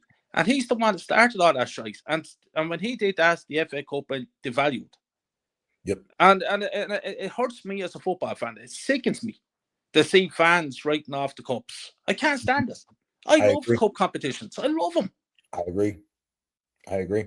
Really quick before we go on, I just want to give a big up to Suj. Appreciate you every single time that you stop in, Suj. Always appreciate you stopping by for the conversation. I agree, Kyle. I agree. I remember when Napoli came back up from Serie B and we won our first Coppa Italia. It was a party.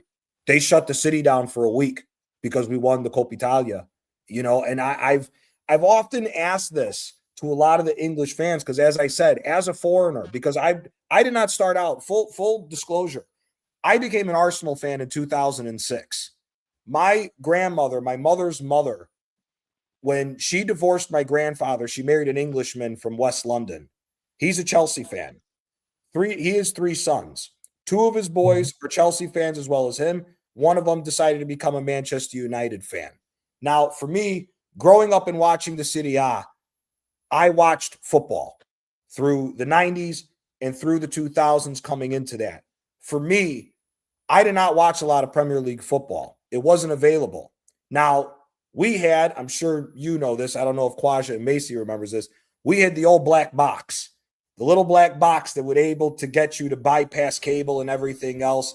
It was technically pirating back in the day to where you were able to see it. But that's how we watched all of our football because it was very difficult. You had to spend a lot of money a month on cable ways to try to be able to watch football in America. I grew up watching the old Serie A, and the closest team that I saw in England play football that I saw in the Serie A was Arsenal. Yeah. And whether United was getting the trophies or not and anything else, Arsenal was the best team in England for me that I saw playing football. And what made it love even more, to tie into what I was saying at the beginning, I loved when Arsenal slapped the shit out of Juventus. And when I saw that happen, I said, this is the team I'm fucking backing in England. Fuck Chelsea, fuck United, fuck everybody else. I'm back in Arsenal. This is my team now. And as an outsider, once I started learning more about the Premier League, and I saw, I think it was the following one, it was 2007, how the coverage and everything was done for the FA Cup. I absolutely loved it. And hanging out with my English grandfather, my grandpa Mike, he described to me what it was like for FA Cup days. And talking with the rest of his family, the English side of the family, I fell in love with the FA Cup. And I've always wondered how that cup was put on such a pedestal compared to all the other domestic cups across Europe. Not, as I said, not just, it was bigger than the Coppa Italia. It's bigger than all the other cup competitions across Europe. I absolutely can't stand the disrespect that cup gets nowadays by English fans, because to me, being an outsider looking in and seeing the appreciation that even the old timers, there's a lot of old Italians that I know that when I go back to Italy, they all talk about it. They said, listen, we'd have loved to be able to go see FA Cup games. A lot of Italians would tell you that. They would have loved to seen a lot of the old classic FA Cup games. And to just see the disrespect for that competition happen, for me, is absolutely unforgivable, because I think that cup, I'll be honest with you, the only cup that's bigger than the FA Cup is certain league titles. I think La Liga, the Scudetto, the Premier League, and the Bundesliga. I think Ligue 1 has lost its luster from what the French league used to be. I think those 4 league titles and the Champions League and the World Cup are the only competitions that are bigger than the FA Cup, in my personal opinion. Where you, as a fan who've watched much longer than either me, Macy, or Quaja, what do you think caused the fall of the FA Cup? Where do you think it changed to where the FA Cup became much lower appreciated than what it is? And what do you think it would take for the FA Cup to be put back at that pedestal? Yeah, I believe Gianni, it all fell apart when Ferguson and that fucking scum that he managed came together and went off to do that World Cup thing for bigger money. And I think then after that, it lost its value big time. And I do believe that the clubs, there's too much money now with the Premier League and the positions that each team can get to. And then you have the European Cups as well. And I believe that they looked at all that and they kind of said, and Wenger was to blame as well. Wenger came into play as well by playing a lot of youth throughout the cups, and lost a lot. The managers kind of came together then and started saying, "Oh, the Premier League is more important than the FA Cup. That they'd rather finish fucking 6th or 7th because we worth more money than what the FA Cup was worth to them." So it all comes down to finances again, like everything else in this world. Finance, money. Right. But the tradition of the FA Cup has definitely failed to what it used to be. I remember great FA Cup days. I remember the 93 FA Cup. That was one of the best days of my life. Got up, my mother made me a full Irish breakfast. I had my sausages and all the rest of it. And then I sat down, then I turned on Football Focus on BBC One, and you see the coaches arriving into Wembley, and there'd be the build-up, and then you get a bit of lunch, and then you come back then, and here's the build-up, more build-up, and then you have the match, then you have the celebrations after. It was fucking fantastic. Yep. And now I'm looking at Mansfield against Arsenal in the 5th round of the FA Cup. What the fuck is going on here? Yeah. It's like what I've been saying for years now. Football is finished, in my opinion. It's not what it used to be.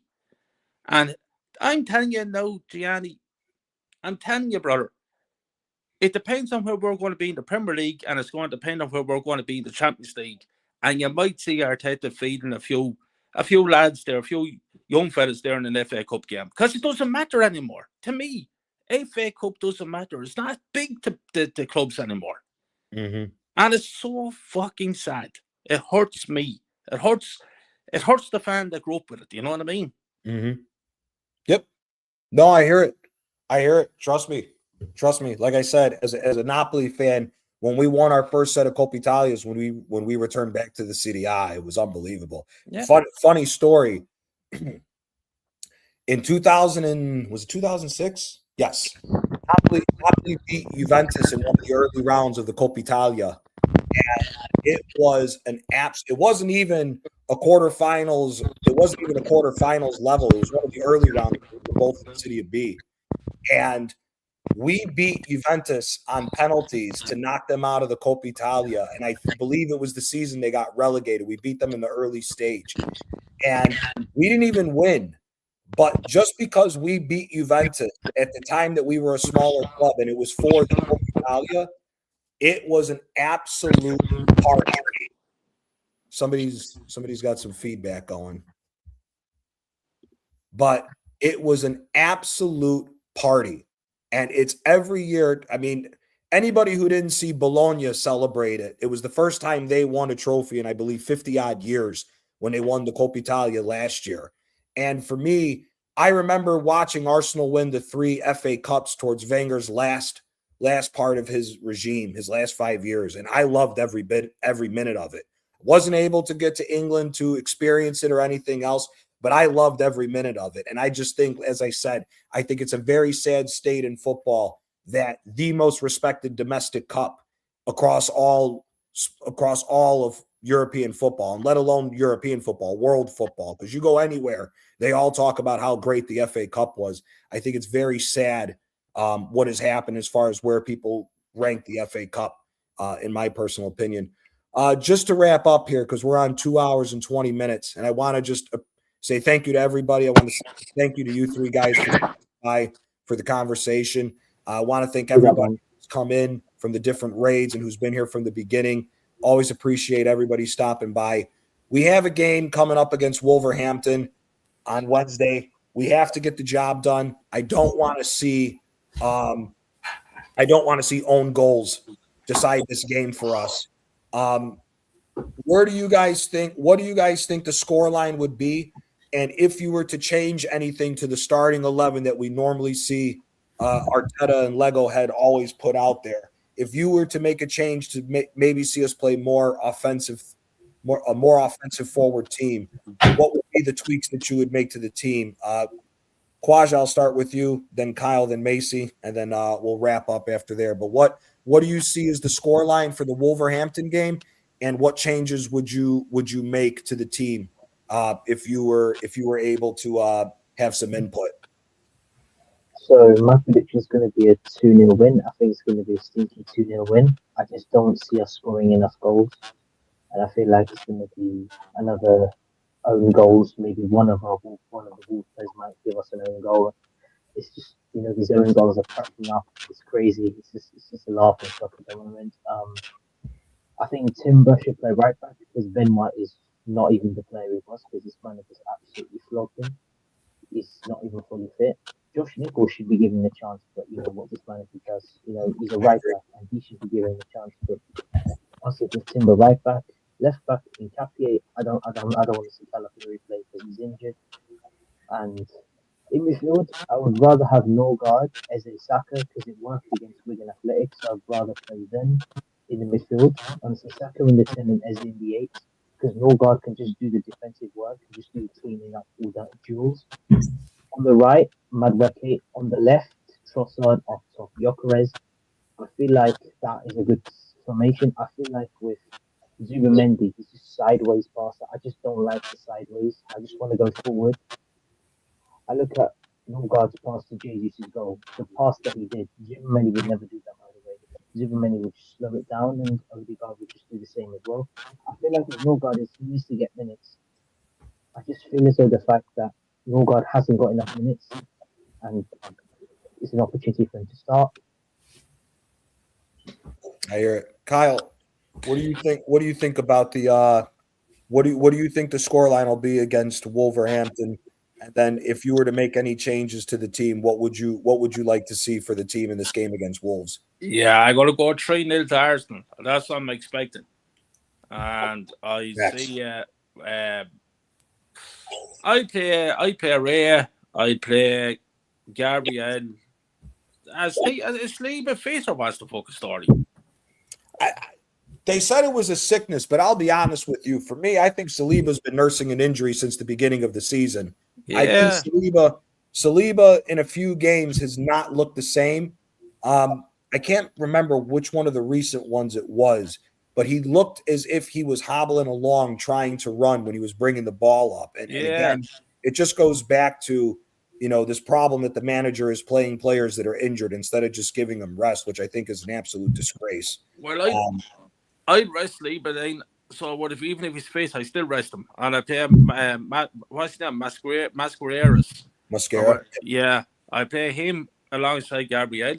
I play Nketiah left back, and I would actually play Ben White right back, and I'd rest Timber. This is Wolves we're playing, by the way. Worst team I ever saw in the fucking Premier League. Then I play Norgard. I play Zubimendi. I play Ize.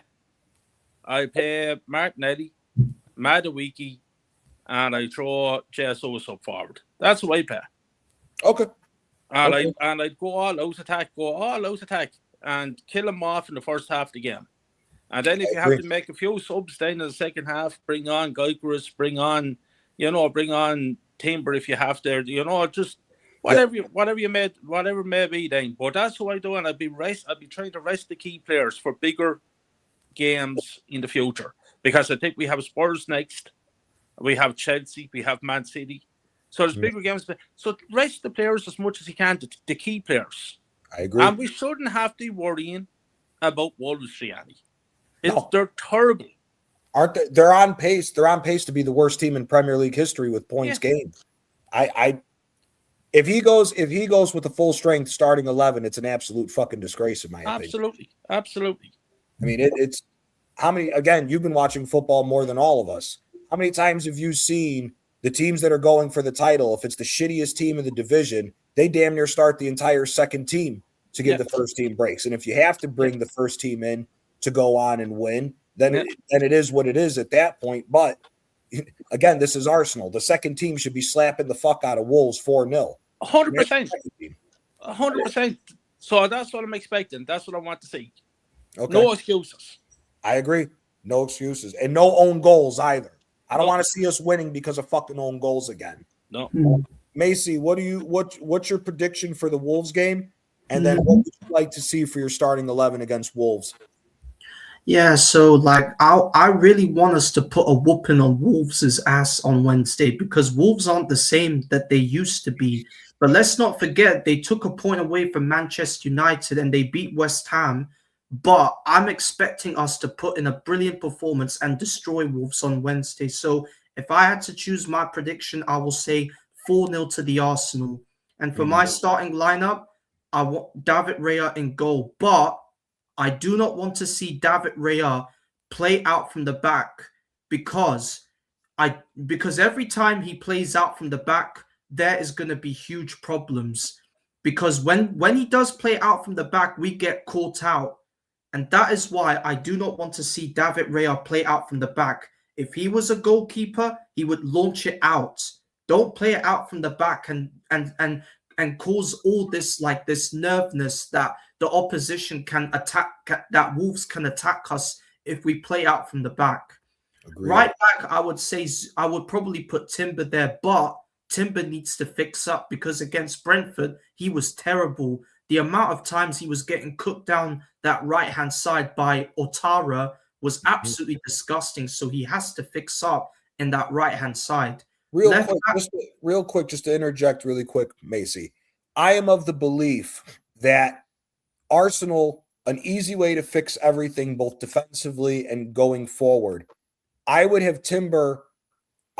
even have Timber go forward anymore. He's the best defensive right back in the world, in my opinion.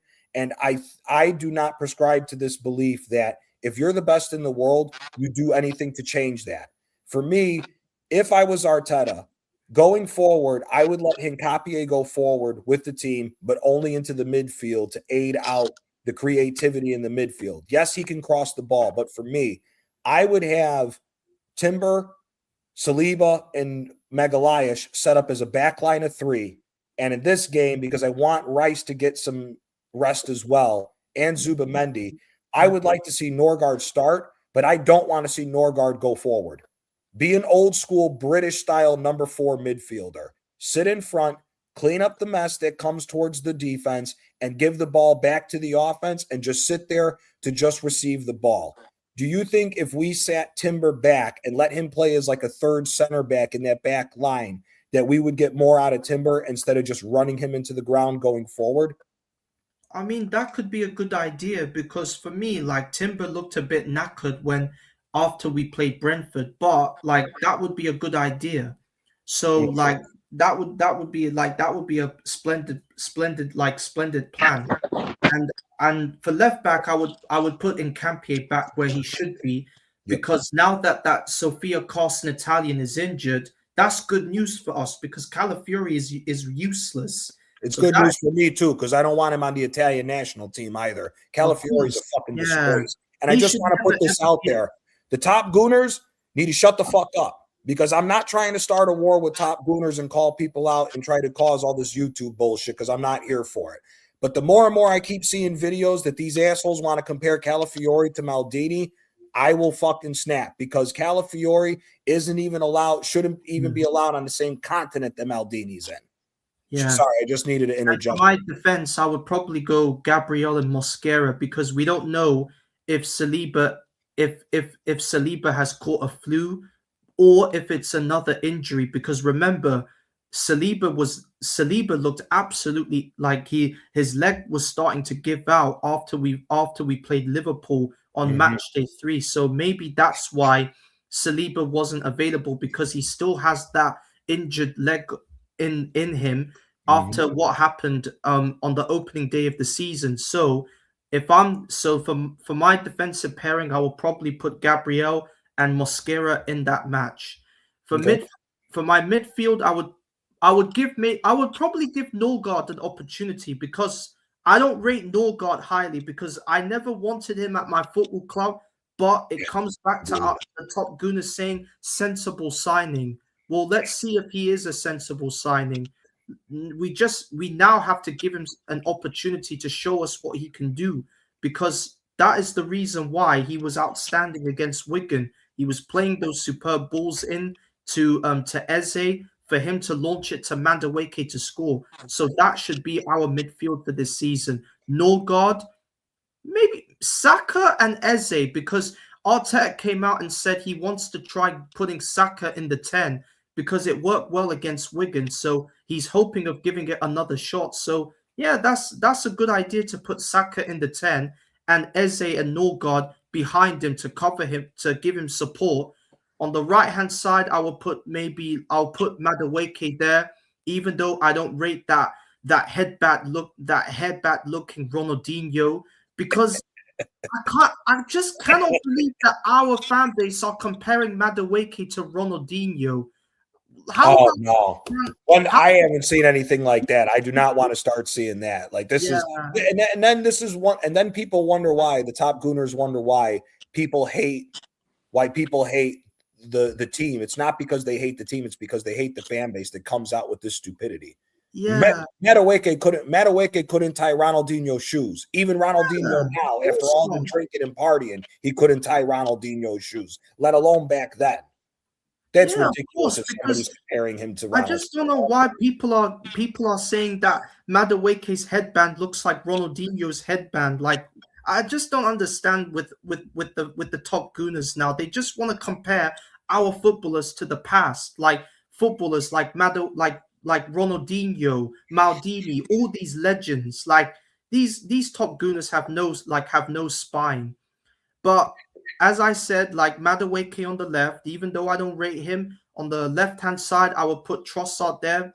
And on up front, Gyökeres. I do not want to see Gabriel Jesus up front because I don't rate that Bolivian-looking dwarf from Snow White and the Seven Dwarfs. Sorry, I don't want Jesus starting ever again because we need to move him on in the summer because there's a reason why we brought Gyökeres into the football club. That's to give him an opportunity to score goals.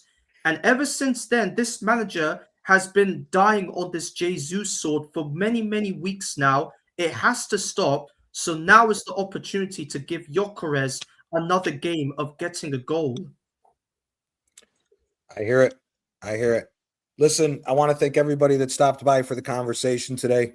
I want to thank Macy. I want to thank Kwaja. I want to thank Kyle. I appreciate all your guys' time for hopping on. I know it's late over there across the pond. I appreciate you guys giving me your time. I will be back tomorrow. It is we will be doing some Premier League talk and some Serie A talk with the one and only, the legend Shane Gooner. But the bigger thing of that episode tomorrow is Shane Gooner is going to give me his 11 that he would pay to see. And it'll be another episode of that. We got some other stuff coming in the works. Me and Kyle will be talking. We'll be getting Kyle Walsh on for who he would have for his 11 that he would pay to see. I'm sure it's going to be another great one. Everybody's different opinions is why I'm doing this show. I love hearing different opinions and different ways that people like to watch football. And yeah, man. And tomorrow, big up Galatasaray. I hope you smoke Juventus off the block just to add more insult to injury after what Inter did to them. But big up to everybody. Don't forget, I'm on loan to Galatasaray, so I hope my baller Lucas Torreira scores. Oh, I hope Noah Long and Osimhen, the two former Napoli guys, score against Juventus. Yeah. So big up to everybody who stopped by for the conversation. Big up to you guys for hopping on. We are out. Hope everybody has a good week. Hope Arsenal gets this victory against Wolves. And yeah, hope to see everybody for the episode tomorrow with Shane. Have a blessed night, everybody. Thanks again. Yeah, big up.